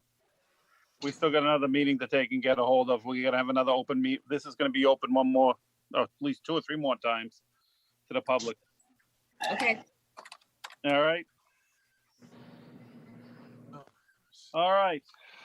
Now, are we ready for Stonegate, or is this, what's going on with that, Colleen? Yep. Just, Sorry, just- go ahead, Melissa. Sorry, Mr. Chair, that I had asked for them to be taken out of order because when I reviewed the notice earlier today, I realized that the notice in the newspaper actually had a time specific of 8 p.m. And since it was before 8 p.m. before, that's why I asked for the other item to be taken out of order. So we're ready to proceed with this now. All right. Is Mike back? I'm back. You're back. You Can you hear want me to okay? open up the public hearing for us? Yep, new public hearing, Stonegate Construction, 1 Billerica Road and 44 Central Square, requesting a site plan approval, section 195-104, and special permits under Article 22, Village Center Overlay District, VCOD, and other relief that may be deemed necessary. The proposed project consists of reuse and development of the Fisk House and the Odd Fellows Hall into commercial space and a 100-seat restaurant and 8 apartments respectively. A 32-unit multifamily structure is proposed for the adjacent parking area. The site is located in the Village Center Overlay District and consists of approximately 3.5 acres as shown on the assessors map 84, block 334, lots 10 and 11. And there are all the links that are there. We're good to go. All right. I got to take myself out of this one because I took myself out of the ones before. Tim, you're going to be chair. Okay. All right, so where are we then? Who's up? Do we have any letters that need to be read in? There are no letters that I received. Colleen, are there any letters? Mike Raisbeck has them. I was gonna say, I think I have a couple in my file. Oh, okay. You mean, And I can read mine if you'd like. you mean the ones that you emailed? Yes, Oh, okay. Well, I I'm have not- them here. oh, I'm not the clerk, but I can do it if you like. Let me bring them up. Yeah, Mike, I don't have those letters to read in, so go ahead. Okay, let me take it. Let's open this up. Okay. From the Department of Public Works, we have, well, actually, this is Christina's letter. Dear members, this office has reviewed the site plan by Howard Stein Hudson Associates consisting of 13 sheets dated May 28, 2020, a transportation impact study dated May 2020, and a supplemental data report dated May 2020. As a result of this review, this office has the following comments. 1, this department shall be notified when work on the site is to commence in order to arrange for inspections. 2, any revision to the drainage system shall be submitted and approved by this office. 3, the stormwater operation and maintenance plan shall be followed as described in the report. Copies of any inspections or other reports done in accordance with the plan shall be forwarded to the engineering office. 4, sidewalk improvements are needed along the frontage of the property. The applicant and the DPW need to discuss these improvements and how to best implement them. 5, sewer and drainage easements are needed. The sewer work must be coordinated with the DPW. All easement documents must be provided to this office, approved and recorded prior to building permits. 6, a site as-built shall be provided upon completion of the work on site. As-built to include a letter from the engineer stating that all stormwater devices have been built to satisfy Mass stormwater standards. Provided all supporting documents and calculations. The as-built shall be from a ground survey and submitted in AutoCAD and paper form. This project requires an NPDES construction general permit. A final copy of the stormwater pollution prevention plan must be submitted to the town as well as filed with the EPA prior to beginning any site work. 8, the proposed sewer work will require permitting and applicable fees from the DPW sewer division for connection to the municipal sewer system. 9, A road opening permit is required from the Chelmsford DPW Highway Division for work within the Billerica Road and Central Square right-of-ways. No cuts across Billerica Road pavement are permitted during the 5-year no-cut moratorium. None appear to be proposed. The only cuts proposed into the ROW will be along the sidewalk. 10, trench permits shall be filed as necessary per 520 CMR 14.00, Chapter 82A. 11, the design engineer has received design and drafting review comments from this office. If you have any questions, please contact this office, Christina Papadopoulos. And that is, I believe, all that I've got in my collection. I am happy to read the rest of them since I have them here with me, if that's okay with the chair.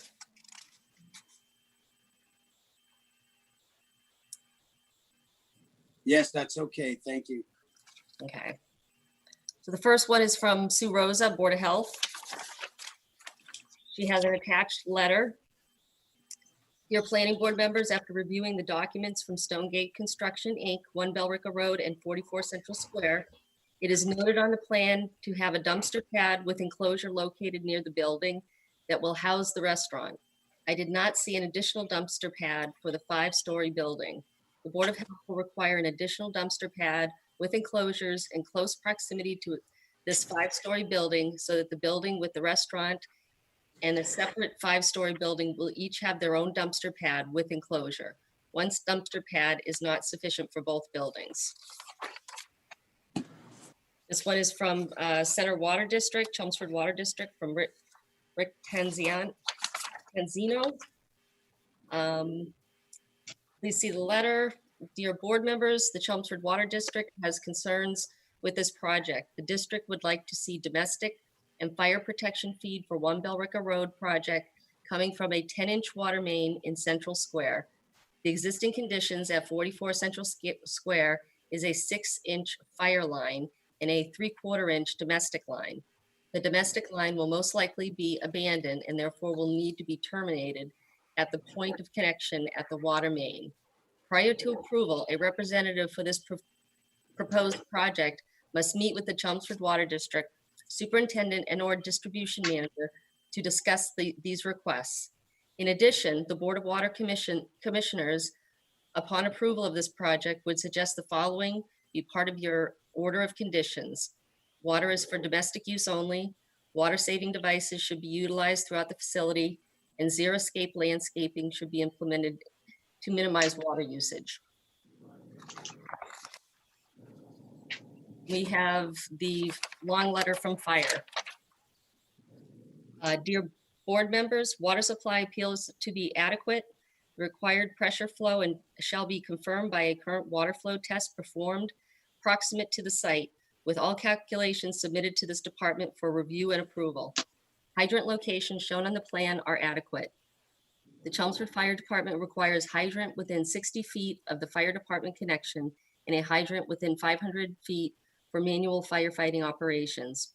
Hydrants and fire protection equipment shall be free from landscaping or vehicle obstruction with clearance of 60 inches to the steamer connection and 36 inches to the rest of the hydrant.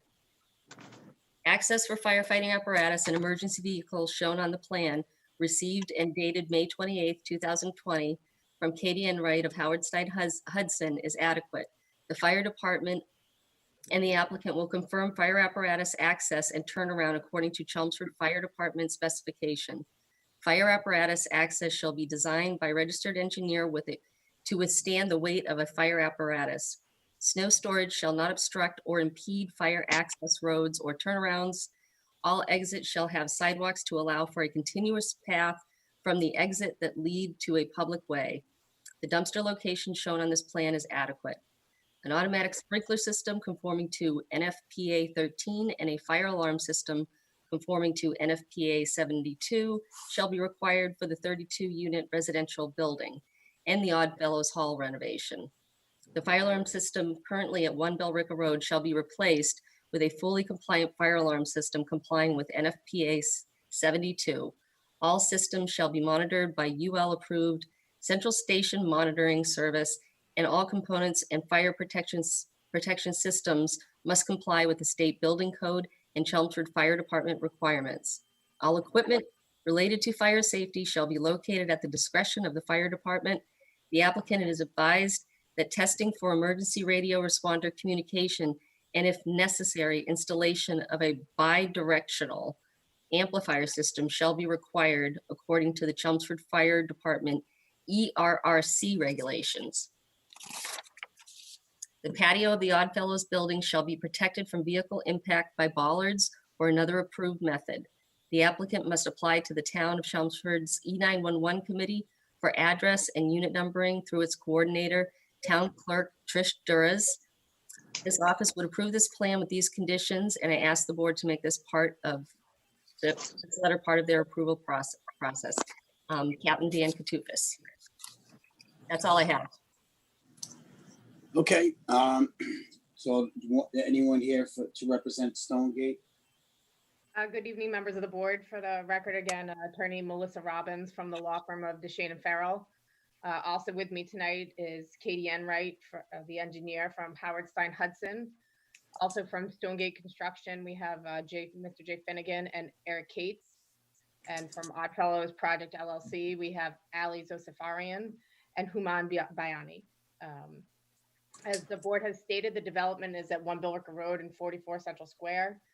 We're requesting relief for a site plan review approval and also a special permit relief under the Village Center Overlay District. This board has already received, we've already received from this board applicability under the CVOD and the applicable regulations of the CEIOD where applicable. And that's why we're allowed to be before you tonight for this special permit.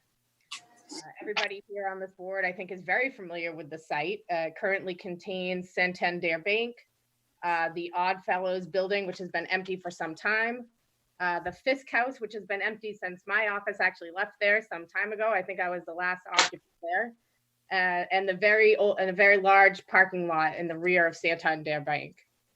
You all may also know that the development is a cooperative effort between multiple developers. The intent post-development is to subdivide the property and give everybody cross easements so that each building can be owned and financed separately with cross easements throughout for the proper maintenance and access throughout the site for vehicles and utilities.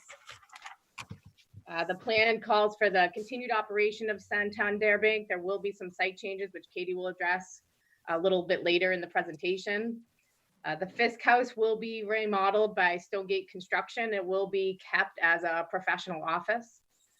The Oddfellows building will be renovated into the first floor will be a 100-seat restaurant. And on the second and third floors, there'll be 8 one-bedroom apartments. The new construction proposed in the rear parking lot is a new structure that's very similar to the Grist Mill project that has 32 units. The project, all the residential structures in this project, since they will contain more than 4 or more units, will be subject to inclusionary zoning.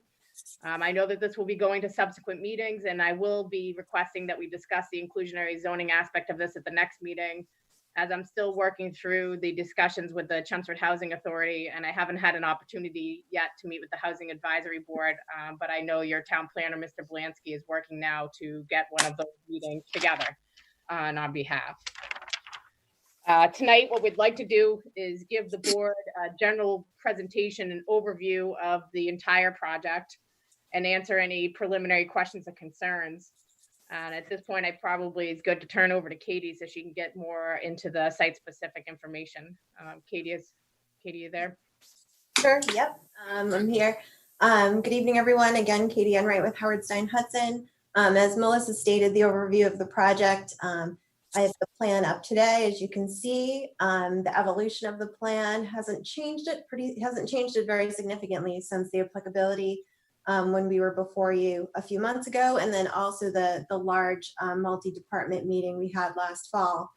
I'm going to go through the site first and then talk through the utilities and then talk through the architecture for the buildings. As Melissa stated, the Oddfellows building exists as a 3-story building today. It hasn't been used in quite some time, and Oddfellows Development LLC is looking to create a 100-seat restaurant and 8 one-bedroom apartments in that building.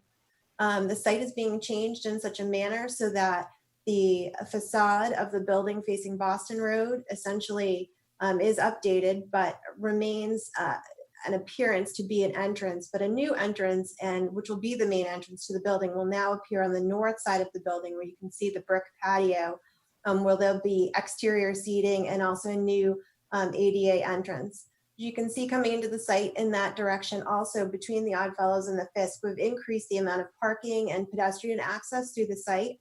So there's increased parking in relationship to both of those buildings, and also increased pedestrian access. So you can see there's sidewalks on both sides of the parking lot, and there's additional parking spaces as you come into the site from Boston Road.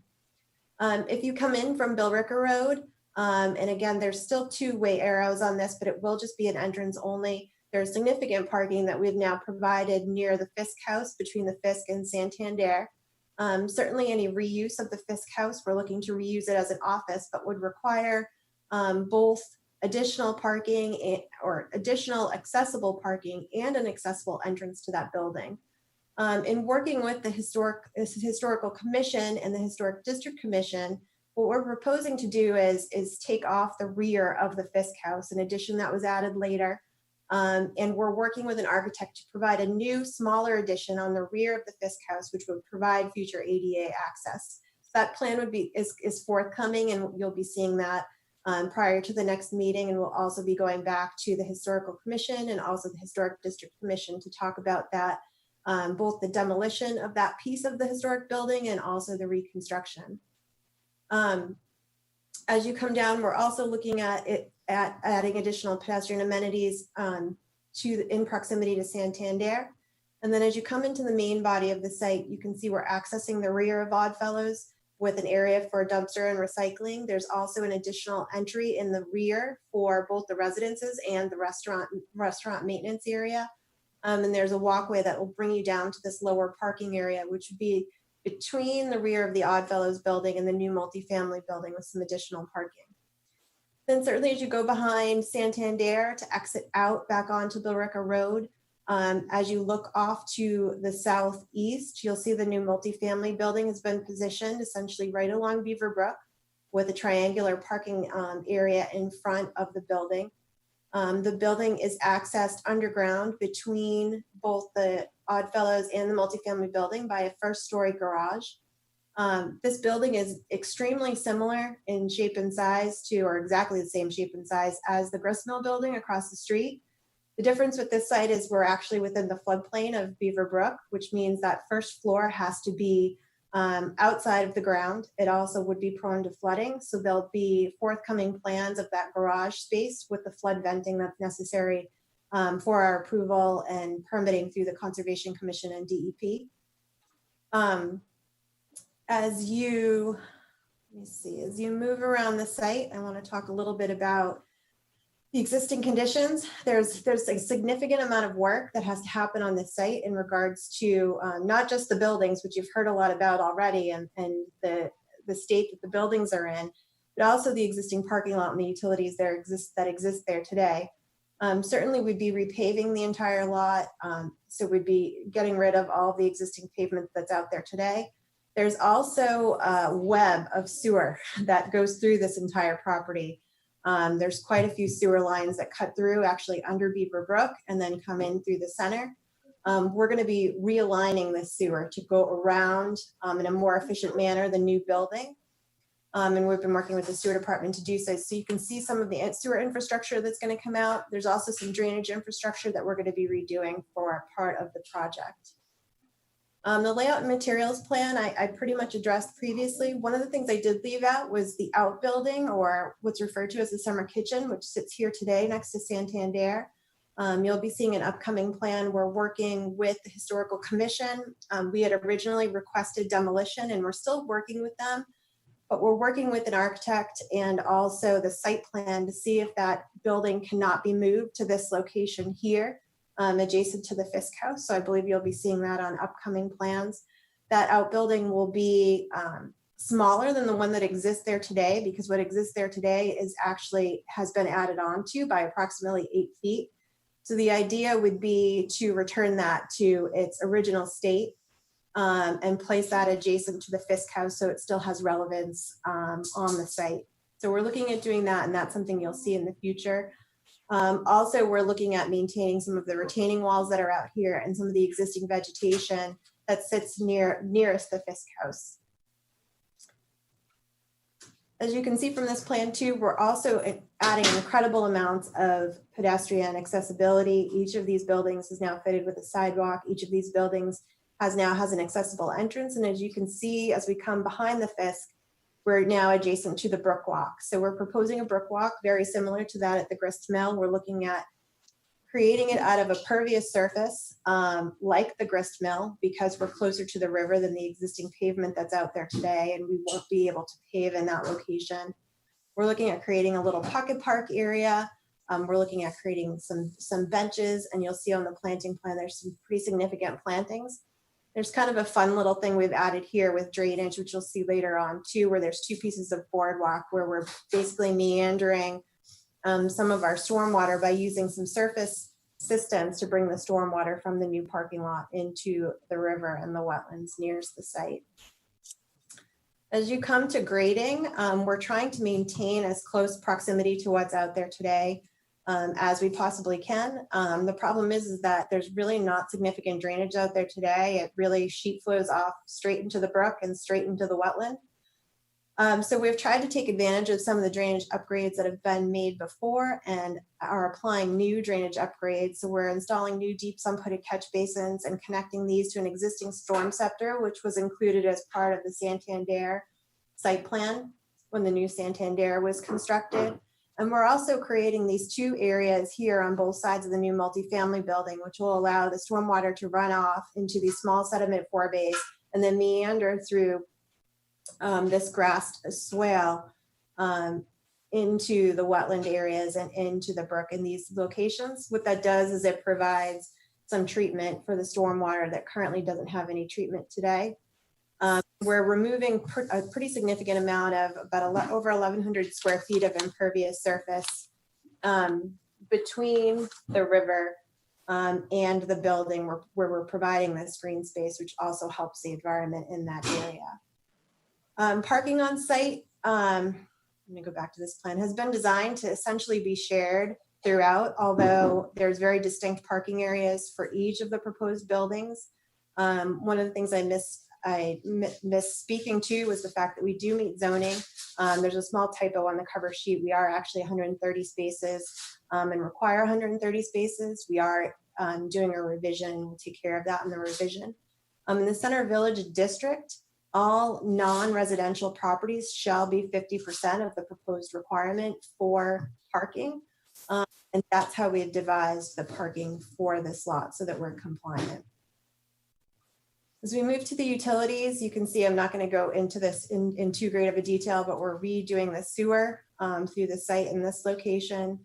We're also adding a grease trap to the rear of Oddfellows that would tie into the new sewer system. The remainder of the utilities, I know there was a letter in there from water today. We'll be working with the utility companies to better show the utilities in the future to meet with their needs.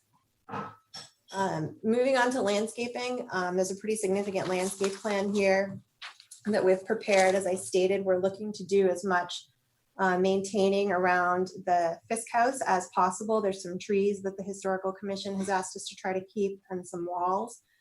So we'll be showing those in upcoming drawings. There are some larger, more mature trees that will have to come out by increasing the parking in this area. And so we've shown some significant amounts of new shade trees throughout. You can see the majority of the plantings will happen around the new grist mill building, around the base of that first floor of the unit and throughout and along the brook walk. And one thing I'll point out, our new landscape architect did not get Nancy's memo about pin oaks near the parking lot, so I will make sure that he revises that in the next submission. But you can see all the different plants that we're proposing here today. We will also be removing this tree from the island. One of the comments that we had in speaking with the fire department was to make sure that this island is sloped granite curb and that there's no vegetation in it, essentially, so that it won't prevent any kind of fire access in this area. Our lighting plan, we're using the light fixtures that are required in the Center Village District.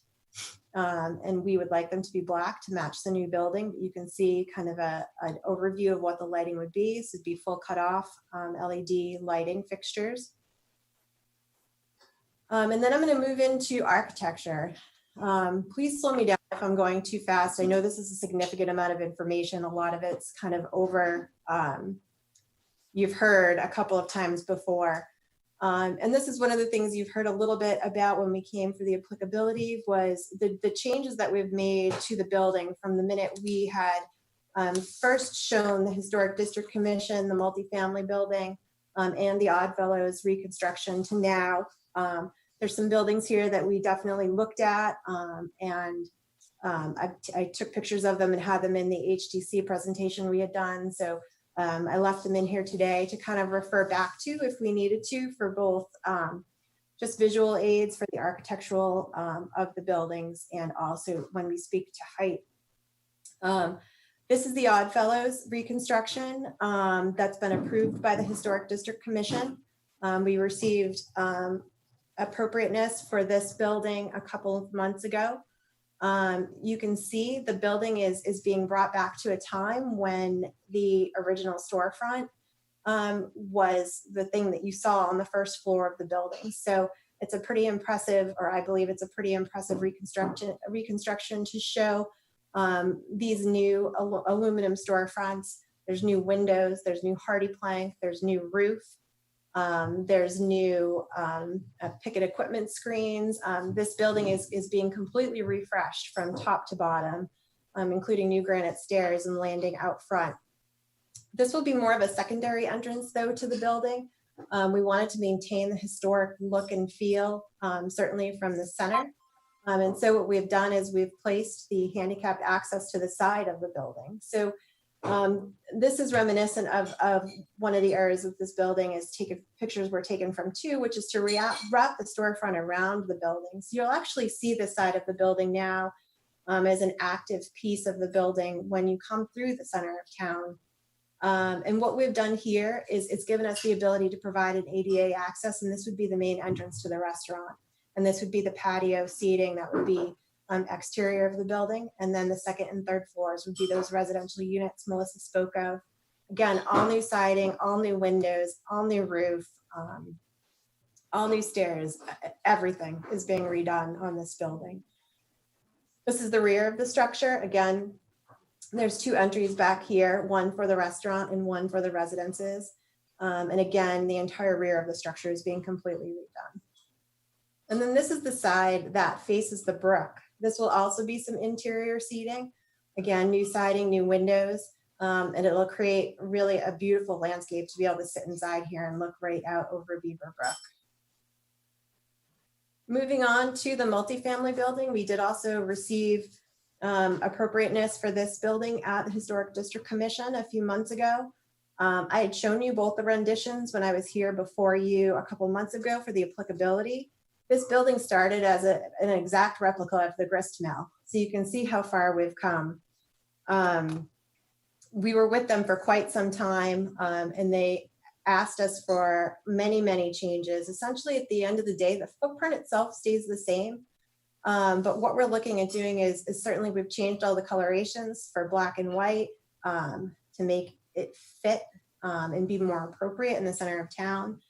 All clapboards, no shakes, wider corner boards, decorative panels under the bump out windows, pediments above windows. We've added shutters. We've changed all the balconies to be white. And the whole project is done in hardy plank siding. So there's no more vinyl. We've also prepared this screen, and this is a hard visual to see to make sure that any rooftop elements would be screened from view. This building obviously was a kind of a labor of love with the HDC. We worked with them for many, many meetings and many, many months before coming to the planning board to make sure that this design felt consistent with what they were looking for within the district. These are just the elevations of the building as we move through. I want to speak a little bit to height, and this is a presentation that I gave to the HDC when we were talking about the height of the building and how it would fit within the center of town. And one thing that we did was we did do a balloon test. It was generally a big fail. It was lots of wind and very, very cold, and we lost many, many balloons while trying to do this. But we did get some good pictures from the balloon test. This balloon was photographed. Essentially, the top of the balloon is at the peak of the roof, so not per the height requirements or the way it's defined in the zoning bylaw. This is actually the peak of the roof. So you can see this angle here, slowly through the trees here from Billerica Road. This is looking directly down. This ends up being about the center of the building. Anytime we tried to put it at either end of the building, it would slam into a tree and explode. So this is generally the middle of the building that you're seeing here today. So the top of the balloon here, looking down the drive-through at Santander. Again, up a little bit further, closer to Billerica Road, looking down the drive-through. This is across to the intersection at Billerica and Chelmsford Street. You can kind of see a dot out of the corner behind here of Santander. Again, if you're just coming around on the sidewalk by the Fisk House, looking past the outbuilding, you can see the balloon here. Again, walking on the sidewalk past Fisk, going towards Oddfellows, you can see it right above my hand here. Again, as you continue to move, you can see it here. Here, it's hard to see it through the trees here from essentially the other side in front of the church at Littleton Road, in front of the hotel and Brick House. And then as you get further away, and these are the locations that we took the pictures of the balloons. My photographer ran around really fast before we lost this one.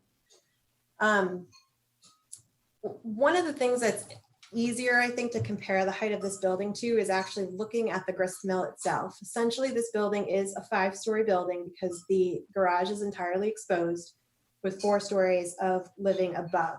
So when you look down Cushing Place, what you're looking at is essentially the view shed generally of the new proposed building that we're putting back behind Santander, that we're looking to build back behind Santander. The difference is the elevation on the landscape. I thought it would be a good idea, and this was efficient with the Historic District Commission to show the building that we're proposing is essentially the same distance from the main road as the grist mill. So you can see as you look here, the view shed that you would see looking between Oddfellows and Fisk is the end of the building, essentially the corner of the end of the building, because the garage area would be screened behind Oddfellows. You would see a view shed of the new grist mill building, except the new grist mill building is sitting substantially lower than this grist mill building. So, but it's the same distance away. So just to see, certainly this building is not on the road that we're proposing. It's about 250 feet away from the street, very similar in position to the grist mill from the main road. These pictures of the grist mill are just kind of to show you how the height is affected by what's actually already going on in the center. So you can see the Artisans Exchange as you start to come between there and Mr. Hanley's buildings and look up Cushing. As you walk on the sidewalk past, as you work past Mr. Hanley's buildings, you can only see this little corner out of the corner of your eye. And then as you start to walk, it actually disappears because the buildings on the street through the center of town are very close to the street and are 2.5 to 3 stories, and it screens any visual, any view shed that you would have of the building set back that far. Here you can kind of catch, you can see them on the island in between Fisk and Oddfellows. You can kind of catch the roof line of the building behind this, and this is just a 1-story building and a 2-story flat roofed building right next to it.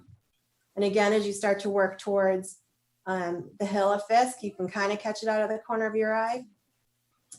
So those are kind of just descriptions as to how this fits in the landscape. Now, just to go back to the site plan, this building actually sits about 7 feet depressed from Boston Road, and it's about 14 feet depressed from Billerica Road. So essentially that first story is either, under the view shed of Billerica Road or just under the view shed of Boston Road. And then the 4 stories are there above it.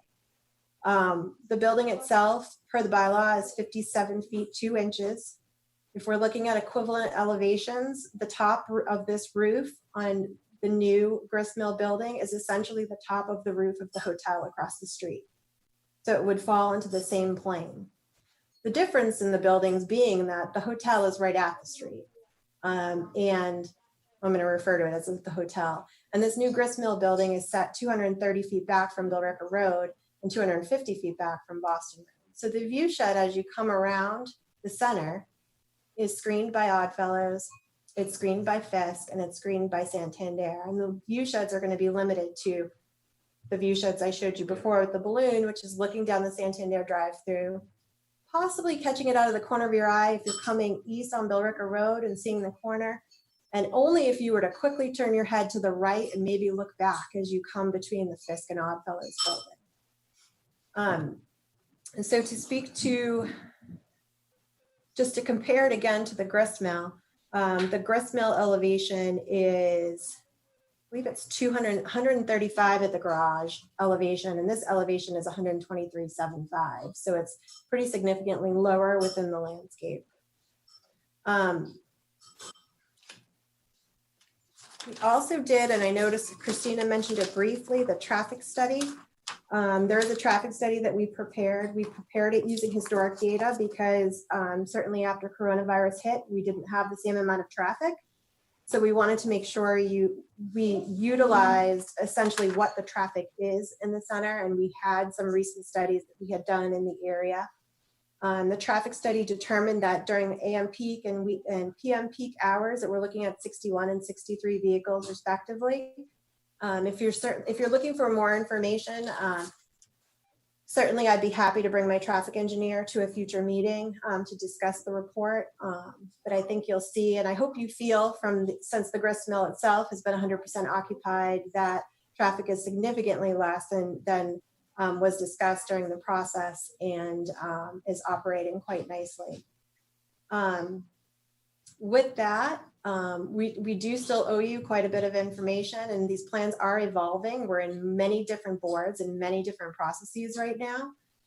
So we wanted to start with the planning board, the site plan process, and see and hear your commentary and feedback so that we may be best prepared as we work with the other boards.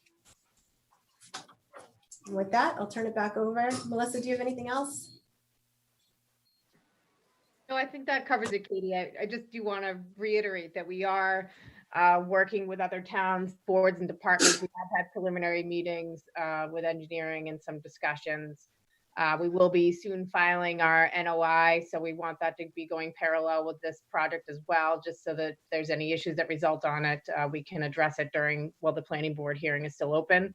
But we're excited to hear your questions and comments that you may have this evening as well, of any abutters, general questions and comments. Okay, so why don't we go around, start with Glenn. Any comments?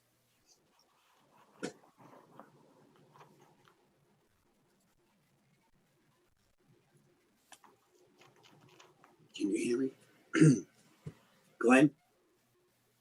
How about Mike? I'm here, Tim. Yeah, Glenn, I got no comments. Okay, how about Mike? Raisback? Well, I by and large like this when it was first presented to us. I like it as it's presented right now. At this point, I think it's a matter of the details. Great, thank you. Nancy?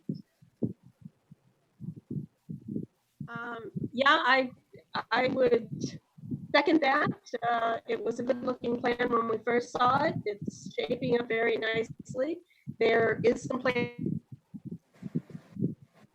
material that needs to be addressed, but Katie knows that. I do have a request for the developer to supply a cross-sectional absolute elevation analysis that shows the Oddfellows, the Fisk House, the hotel, and this new apartment building, so that we can see in cross-section exactly how those heights compare with each other. Not the height from the ground that they sit on, but the absolute height that's going to show us the skyline.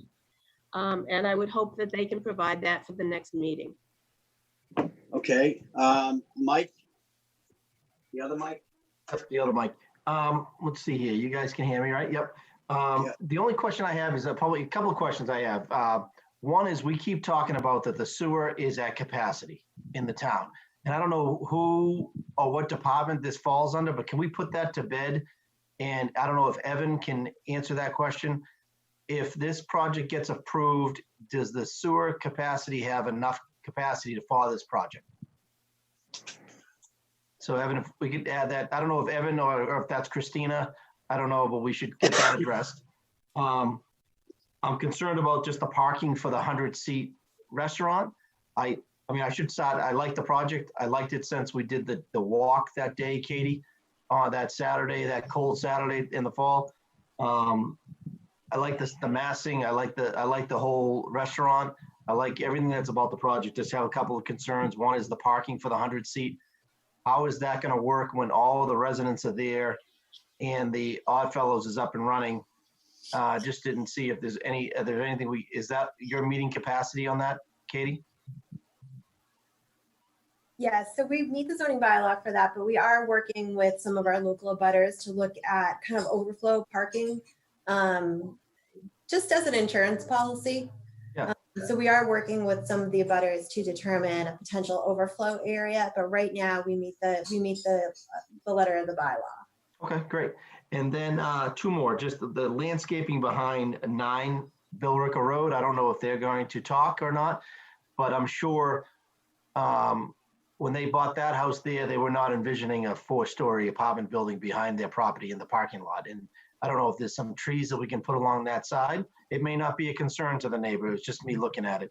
And then the last thing is just a request. I think the wish list of the connectivity of all the pedestrian walking in that area, that if we could, if there's one already drawn on the plans for a future pedestrian bridge over the brook, it'd be nice to have one down by Fishbones as well, even though it's the same owner, right, by the restaurant. So, you know, could we connect over the bridge there? So you've got, and the one down by Adamamos, if you could, for the connectivity of the pedestrians. I don't know if the developers would include that in the package now. So just have the flow of the pedestrians.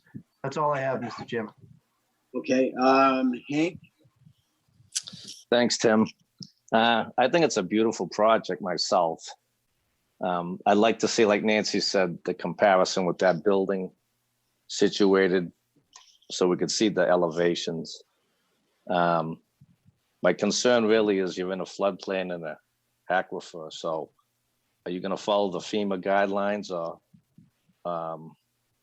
what's your take on that? Like your mechanicals on the roof, all that stuff? Right, so we're working through some of those details right now, but we will be providing flood vents along the whole first floor area based on the FEMA guidance for what's necessary for the enclosed area. Yeah.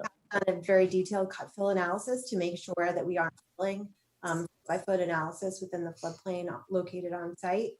And we are also talking about placement of equipment. So that's going to evolve. Yeah, that's my only concern. I think it's a great project though, so we'll talk later. Thank you. Thanks, Hank. Donald? Yeah, thanks, Tim. I think the plan is consistent with the Center Village, the master plan, and the vision that we had for the center and providing energy back into the center of town. It's great that they're incorporating another restaurant as well as the housing.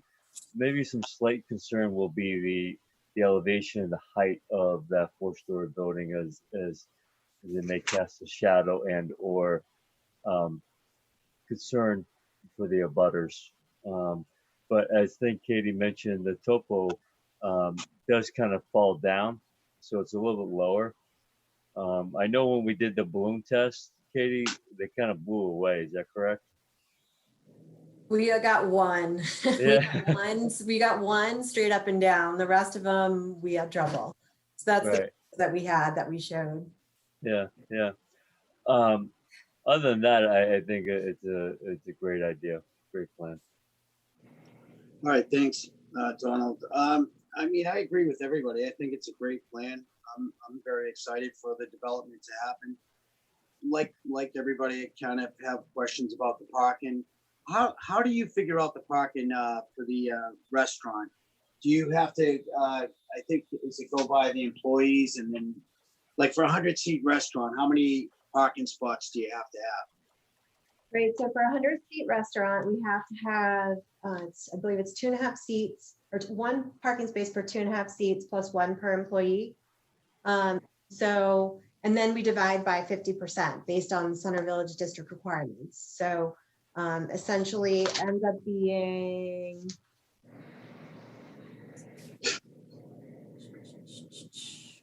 I was wondering how you figured out the employee. 38 spaces.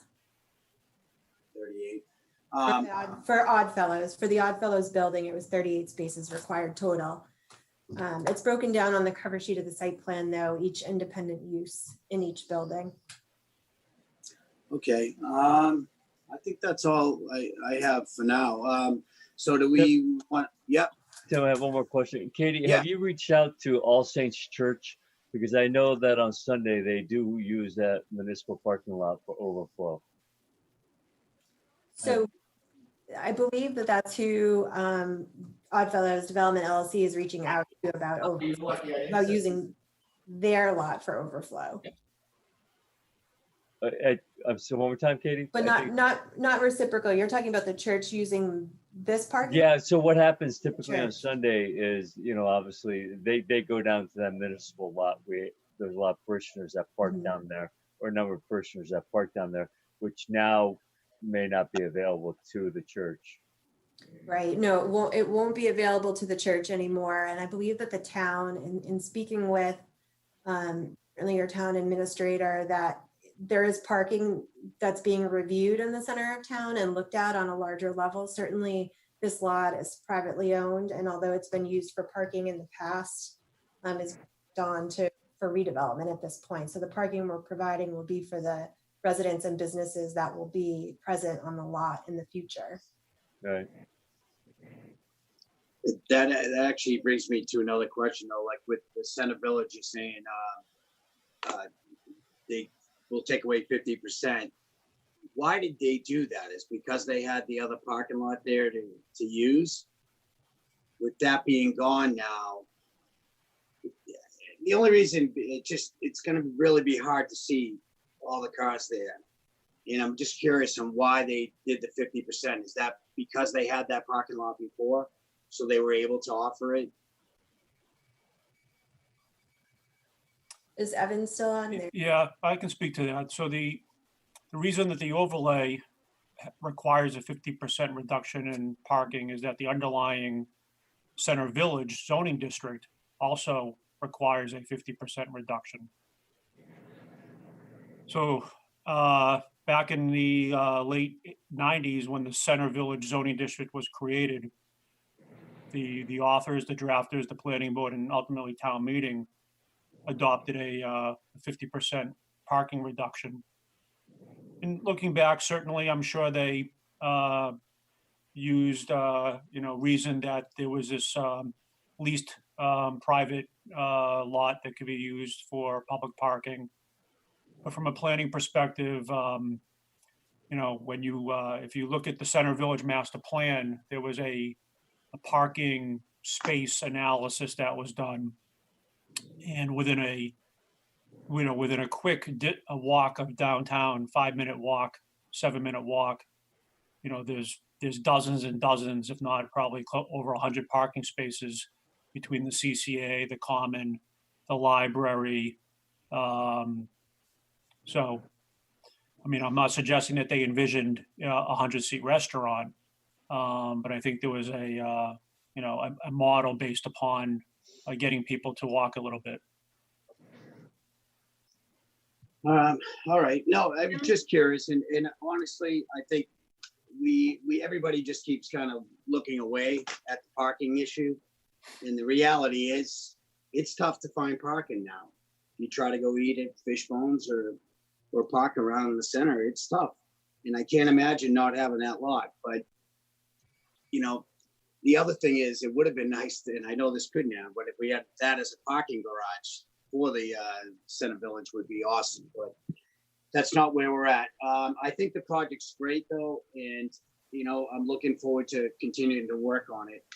Do we now, Evan, open up to the public? Tim, another comment? Yeah. Yeah, thank Go ahead, you. Nick. Let me stop my video so this works better. Okay. One other comment I have is the two roadways that go on to Billrica Road. Those entrances are both one way today, and I would want to see them continue to be one way because of the proximity to the intersection and the proximity to each other.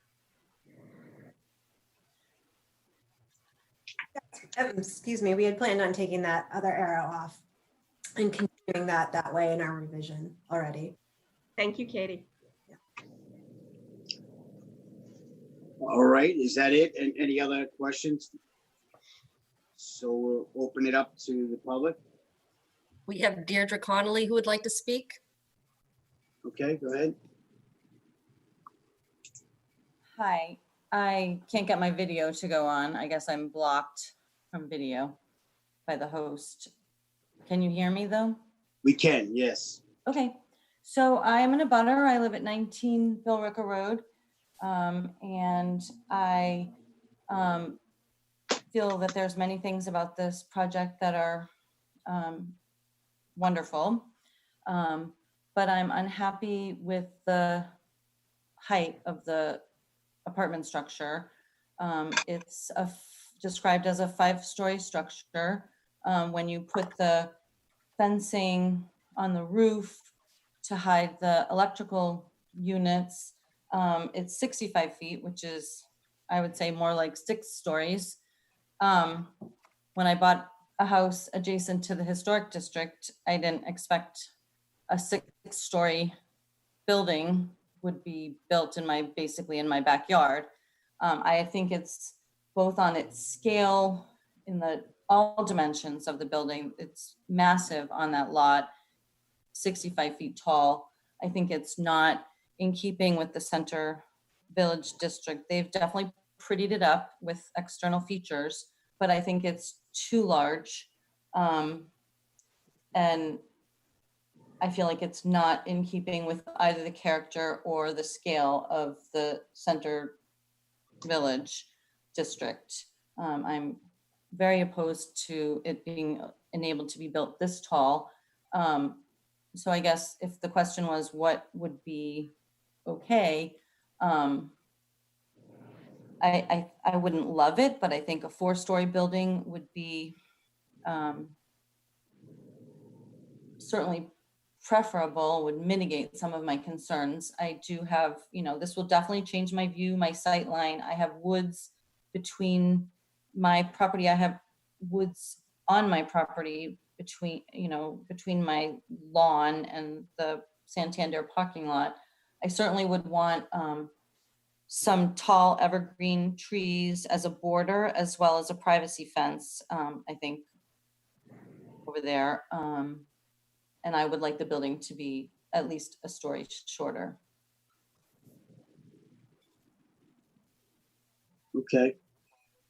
Is that all you have? By the way, I have significant concerns about the parking spaces. I mean, what you said, Tim, there's not a lot of parking in addition to the church using that parking lot on Sunday for services. There's a very large Alcohol Anonymous meeting every Friday night where they spill down into that parking lot every Friday night for several hours, so that wouldn't be available to be like valet parking in the Stone Church, because the Stone Church already would have inadequate parking for their meeting. And I grew up in a historic district in East Dennis, and we couldn't put a skylight in our roof because we had to maintain consistency with the historic features of the district. And so I know that the historic board signed off on this, I think because they wanted to do the Fisk and the Oddfellows. But I feel like this large apartment building is just so out of keeping with the Center Village District.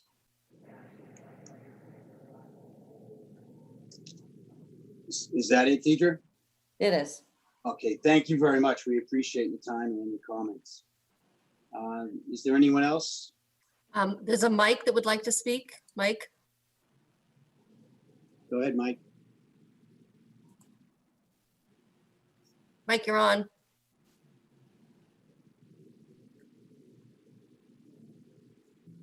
I have a couple other questions as well. I know you're still working it out, but are you looking to actually put affordable units into this building, or are you looking at making a payment in lieu of? No, we're looking at making a payment in lieu of. I'm sorry, Chair, before we go any further, Mike, can you state your name and address maybe? Yeah, I'm sorry, maybe it didn't come through. Mike Rigney, 19 Bill Ricker Road. Along with Deirdre, I am in a butter. I guess I should also say that I am also a member and currently the chair of the Center Village Master Plan Implementation Committee, but I'm speaking only in my private capacity, and nothing I say should be taken as representing the views of that particular board. Look, it's just too big, and you're building a large building on top of a marsh. I think for all of the pictures that were showed, none of them really showed the roof line in relation to anything else. So I appreciate the request from the board to get those drawings. I'd like to see a three-dimensional representation of it that you can move around. The other thing is, from the abortive balloon test, we had no information whatsoever about what it looks like from our backyard. It is the building is certainly not downhill from our backyard. So what we're looking at is a view of essentially a six-story building. If you want to redo the balloon test to kind of address that concern, I'd be all for it. If you can provide me with some kind of views from my perspective, I'm also willing to look at that. But without having that information, I can't say that this is going to be an okay addition to the neighborhood. In the landscaping plan, there's on the fourth page, which is, well, the fourth page of what was submitted. It says there will be trees along the border of 9 Billricker Road. On the actual landscaping page, which I think is page 7, it marks it as grass. Which is it going to be? Right, the intention is to update that. The landscape architect missed that, and we do plan on providing a row of screening bushes in that area. Okay, and you don't show any kind of screening along the eastern edge, right? Which is basically kind of large brush, small trees now, right? Correct. And are you planning on just leaving those there? Are they going to be taken out as part of the work? And if so, are they going to be replaced? So we were going to limit the amount of work to essentially the edge of the pavement that's there today, and try to pull it back in where we can. So if there's an opportunity to replace vegetation, we'll certainly look at that. We were trying to essentially limit as much as possible work within the buffer zone. Okay. The other thing is that your lighting plan did not make it into the packet. So the screenshot was the first I saw of it. We are also very concerned about the lighting effects, especially on the upper floors. We think that's going to be shining directly into our windows, especially in the winter after the leaves come down. So we'd like to hear more about what that is and what your plans are for limiting the glow at night.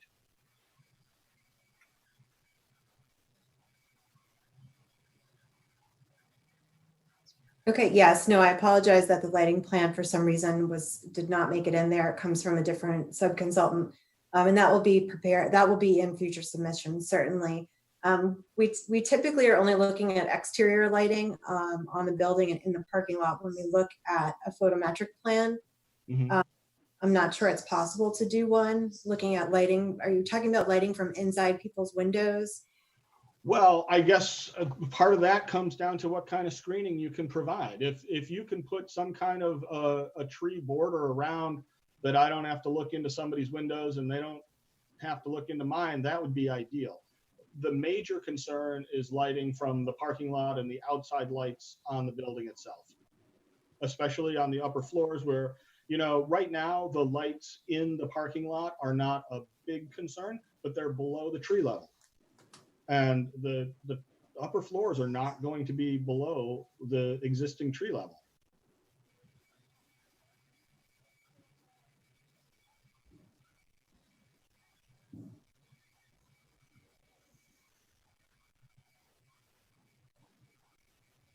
So again, anything that you can provide, we're happy to work with you, but you know, so far what we've seen has not been reassuring. I guess I understand that this is not the last meeting, but you know, we'd like to see some more assurances that it's not going to turn around what we've got in back of us.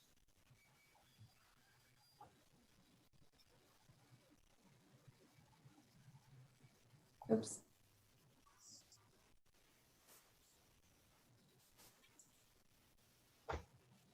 Oops, Tim, you're muted still. All set. Thanks, Mike. Do we have anyone else calling? I don't see anybody in queue, no. Okay. So we're not going to close the public hearing, right? So what do we do now, Evan? Just continue? Yeah, as long as the applicant has their list of action items and that's clear to them, I think the board could continue to July 8th, assuming that that is adequate time for the applicant. Yes, So, please. Yeah, so you heard about the lighting plan, obviously landscaping updated. I mean, I think just and maybe I'll go around just in case anyone else on the board has anything else to comment on. But you know, the more and more you keep thinking about it, the parking is going to be a huge issue. And I honestly think that at some point we really have to look at it. If once we approve this and this goes, that's it. What are you going to do? There's an opportunity at this point to maybe do something, but I'll leave it at that for now. Does anybody else on the board have anything else to say? Last comments? Yeah, Tim, Yeah. I do. I want to piggyback what Mike Wall said about the sewer capacity. I really like to have someone from that department give us a presentation because I'm hearing we're at capacity, but the only reason technically we're not is because all the buildings aren't occupied. So I just like to get a handle on this before we approve all these big projects. Okay. So this is Christina from the engineering department. I did speak to Steve Yonley about the sewer capacity, and he did indicate that this project, that there was enough capacity for this project. What would you like me to ask him to provide you that would help with that? Well, my concern is if, say, 129 fills up and Mercury Computer, is this project and the other one in Groton Road going to be able to handle the extra capacity? Because the loophole I hear is because the buildings aren't all occupied. So I just don't know how to wrap my head around that and see where we're going to be. I don't want to approve all these projects and then come to find out 5 years from now we're in trouble with the sewer. Okay, I'll ask him to provide something for you for that. All right, thank you. That'd be Yeah, great. no problem. Sure. Anyone else? You want a motion to continue, Tim? Yes, please. I'll give you a motion to continue till July 8th. Second. Second. We get Mike Walsh seconded. Mike Walsh, second. Okay. All in favor? I'll do a roll Aye. call. Mike? Yes. Nancy? Yes. Mike? Yes. Hank? Yes. And Donald? Yes. And myself is a yes. Thank you very much, Mr. Chair. Thank you very Thank much. you. Thank you. Henry, are you back? Hello. I'm back. All right. All right. So now we have a couple small issues to take care of. Historic, I believe, is the next thing that was on our list here. With this new bylaw that we're trying to pass. Nancy, has Historic weighed in? Have you been to any meetings? Have they got any official comments? I have been to the past Historic Commission meeting. We did discuss it. There are some concerns. They didn't sound like they were major, but they want to do a complete review of it and pick through it at their next meeting. And we'll be providing comments based on that review. Their next meeting, I believe, is the day before our next meeting. So we'll at least have some input for it. Evan, when should we start public hearings on this? If we're gonna get. So Evan, before you answer that, and Henry, can we just back up for 1 second and revisit how this even got on our table? I'm still, after our last meeting, I was scratching my head going, where'd this come from? And I mean, if it's not from Historic, Historic, where's it? You would probably have to ask Glenn that, because he was the chair that brought it in front of us. So you can ask Glenn or Nancy.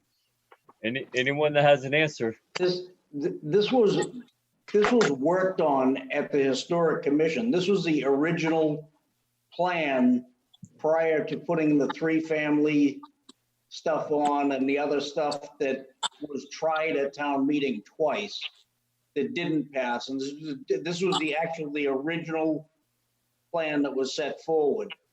So that's going to try to go back to town meeting. And I think it has a good chance of passing at town meeting because it's basically just helping things out. It's helping the Historic Commission out. There's no bad part about this bylaw that I can see. So did you author this bylaw? Who authored this? Because Historic didn't seem to know very much about it. Historic sat down with Bill Harvey at the Historic meeting with Nancy and the whole Historic Commission, and they all went through it. He sat in a bunch of meetings. He passed it on to have the planning board present it because the thought on it is if a planning board presents it, it typically has a little bit more bite than if a resident presents it. So why didn't Bill present it to us that evening? Because he asked me to present it as chairman of the planning board to bring it in as a planning board issue. And is there a problem with that? I mean, if it's a resident asking him and he agrees with it and he submitted it. It's typically how it's done most of the time. When somebody wants something done, the same as how Route 40 came about. The developer wanted the town to present it, and that's what happened with that. Sure, I'm not sure it's totally similar in the sense that Nancy's been working on this for 3 years. The Historic Commission's all involved, and now all of a sudden it comes back to us, but yet Historic's not behind it yet. I don't understand that Historic isn't behind it. They simply had. I said yet, Nancy. I said yet. I mean, if they're behind it, they could have come to the planning board and presented it to us. I mean, you've been working on this for 3 years. It wasn't their article to bring forward. They didn't bring it forward. So is this Bill's article or our article? It was our article. The planning board brought it forward. I brought it forward as the chairman of the planning board. Gotcha. Did you have any comments on the article, Don? Or No. Just I was curious how it all came to our table. I just feel like we're beating a dead horse with this and just wasting time about it. if we have any issue with the article, let's bring that up. Let's Tim, move I it on. got well, not Tim, Henry. I want to talk on this. I think it's a good article. I have nothing wrong with it, but I kind of agree that whoever presents it or drafts it should present it to us in a formal fashion. I don't mind taking that from Mr. Harvey and bringing it forward. I think we're going to have that. I believe, we're going to have quite a few open hearings. We got to get public input.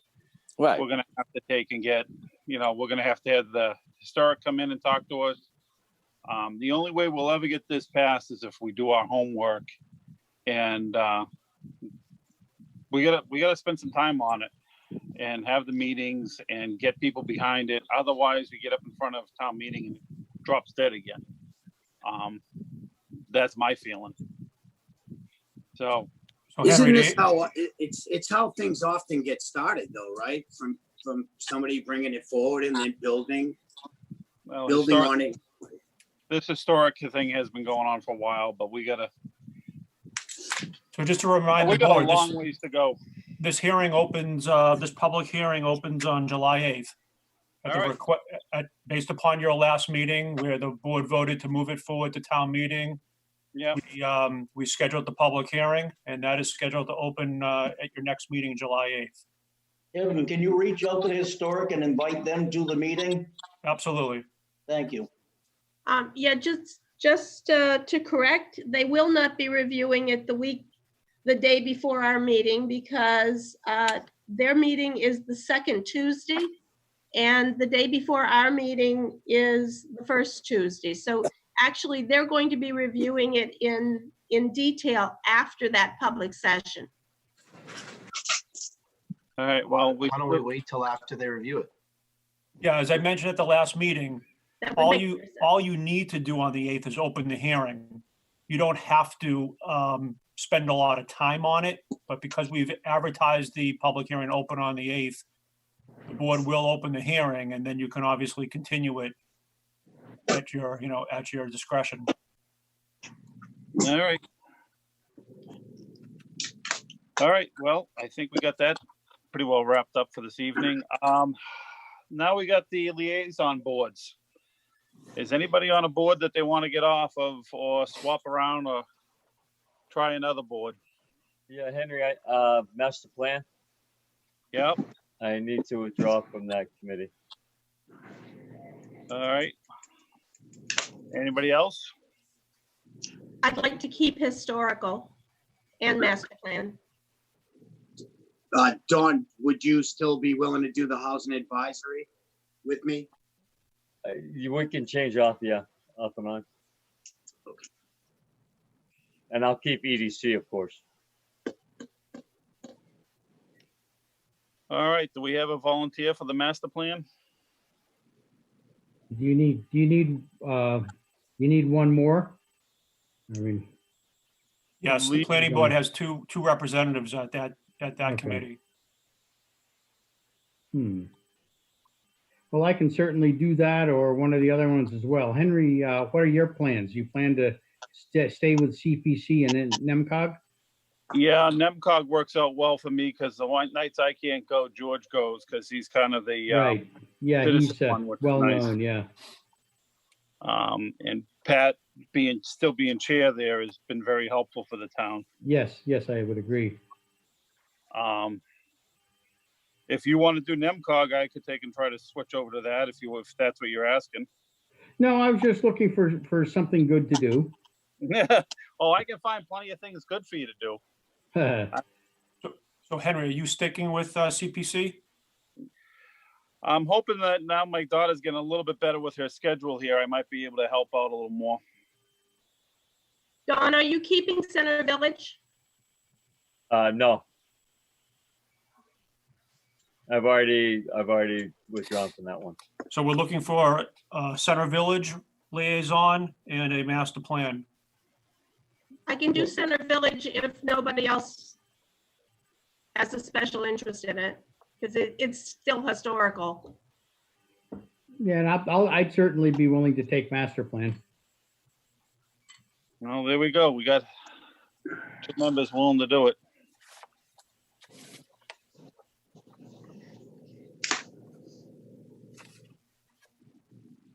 And then the other vote that the board needs to take is to reappoint the non-planning board members to the master plan subcommittee, which is a subcommittee of the planning board. Do you need a roll call on that? Just for the board, just for the board's information, the Board of Selectmen, let's see where it is. The Board of Selectmen has decided to have Ken LaFave continue as their appointee to the Master Planning Committee. The other members that the Planning Board needs to reappoint are Joe Reddy, he's a citizen rep. George Zaharoulis is a past Master Plan Committee rep. Scott Rummel is a citizen rep. And William Murphy is also a citizen rep. How do we push that forward?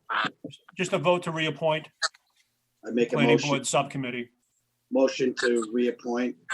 Second. Members. All right, I'll do the roll call, I guess, or do we just do an aye on that? That's fine. Yeah, I also had Joe Reddy as a citizen rep as well. You don't have All to right. do a roll call on this. All in favor? Aye. Aye. Any opposed?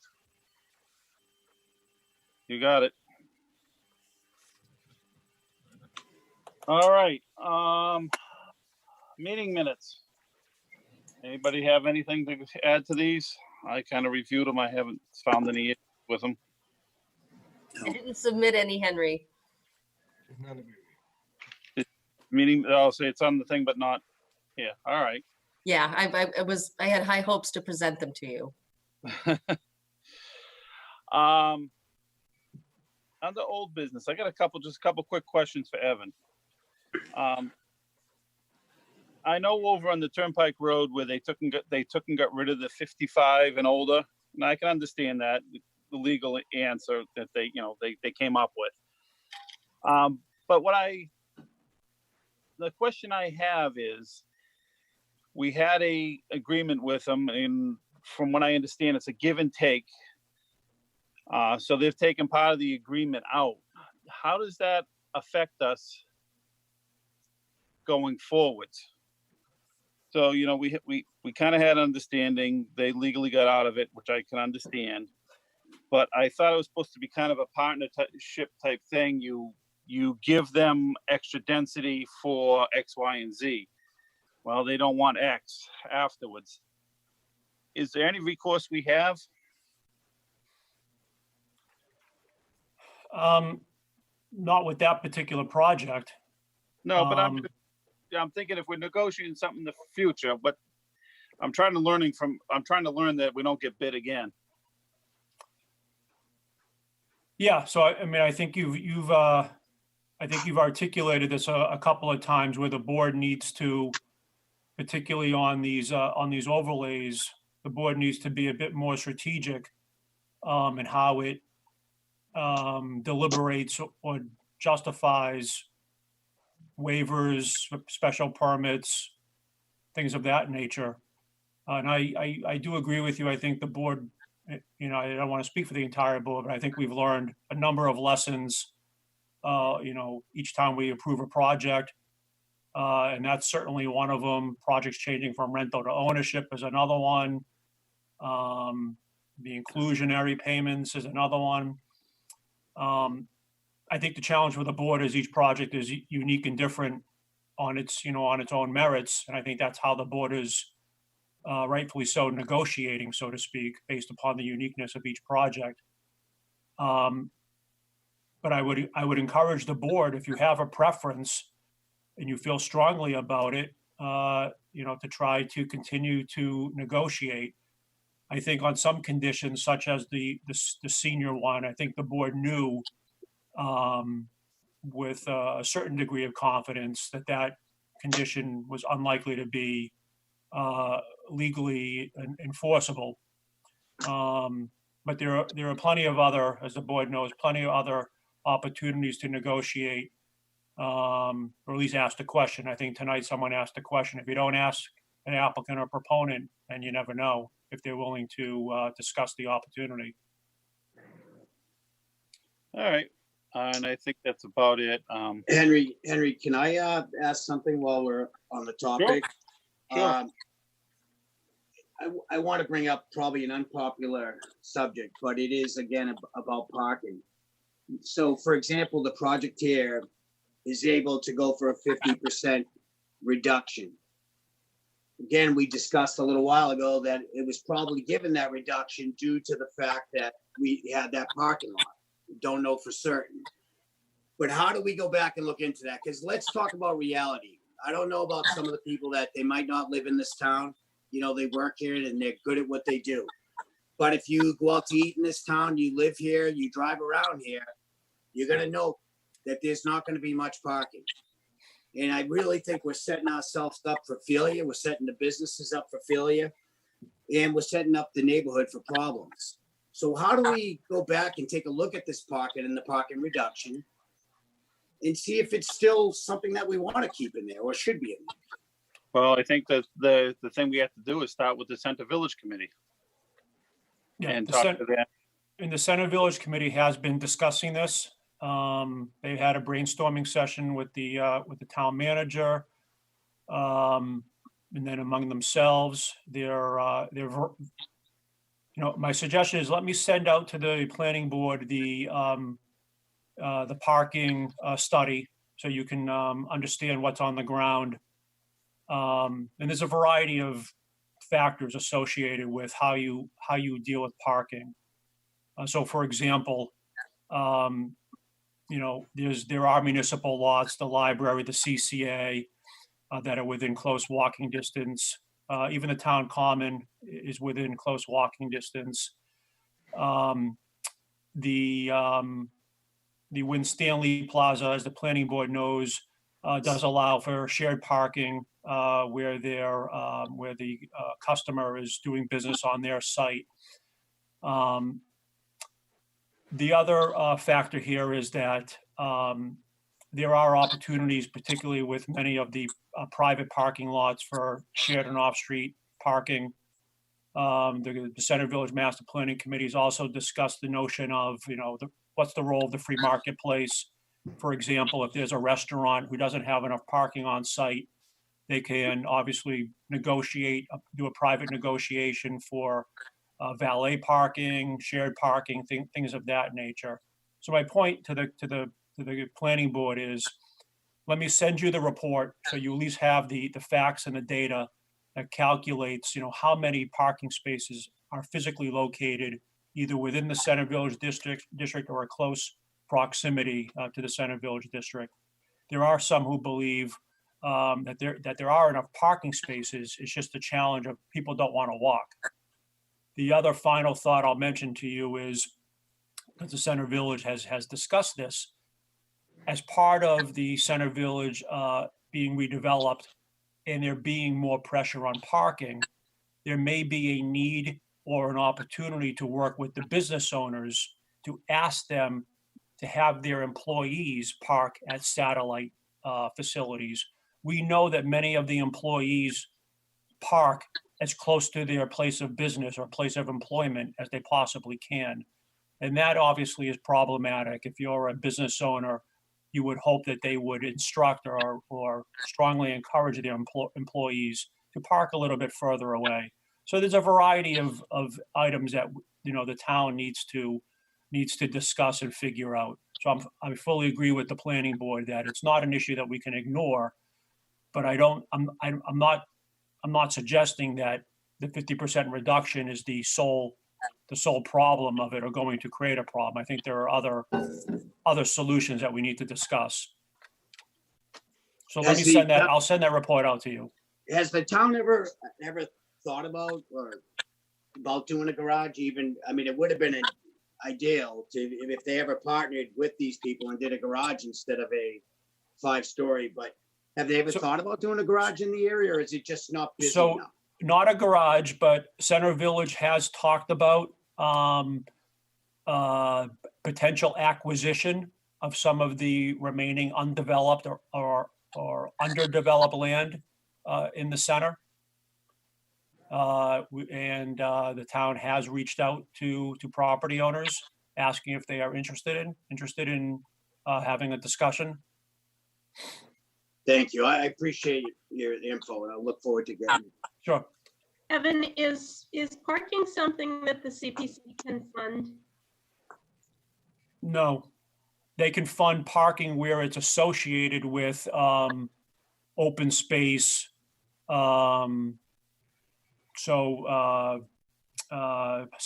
did fund the parking lot up at the community gardens, but CPC funds cannot be used solely to create a parking lot.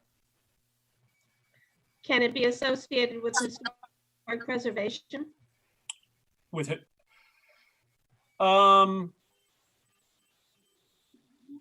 possibly, yeah. I mean, if there was a historic structure that the town purchased with CPC money and was rehabbing into some sort of public space, yes, then CPC funds could be used for that associated parking area.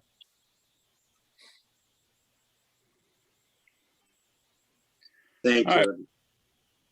With that being said, I'm looking for a motion. Motion. You got it. Did I second?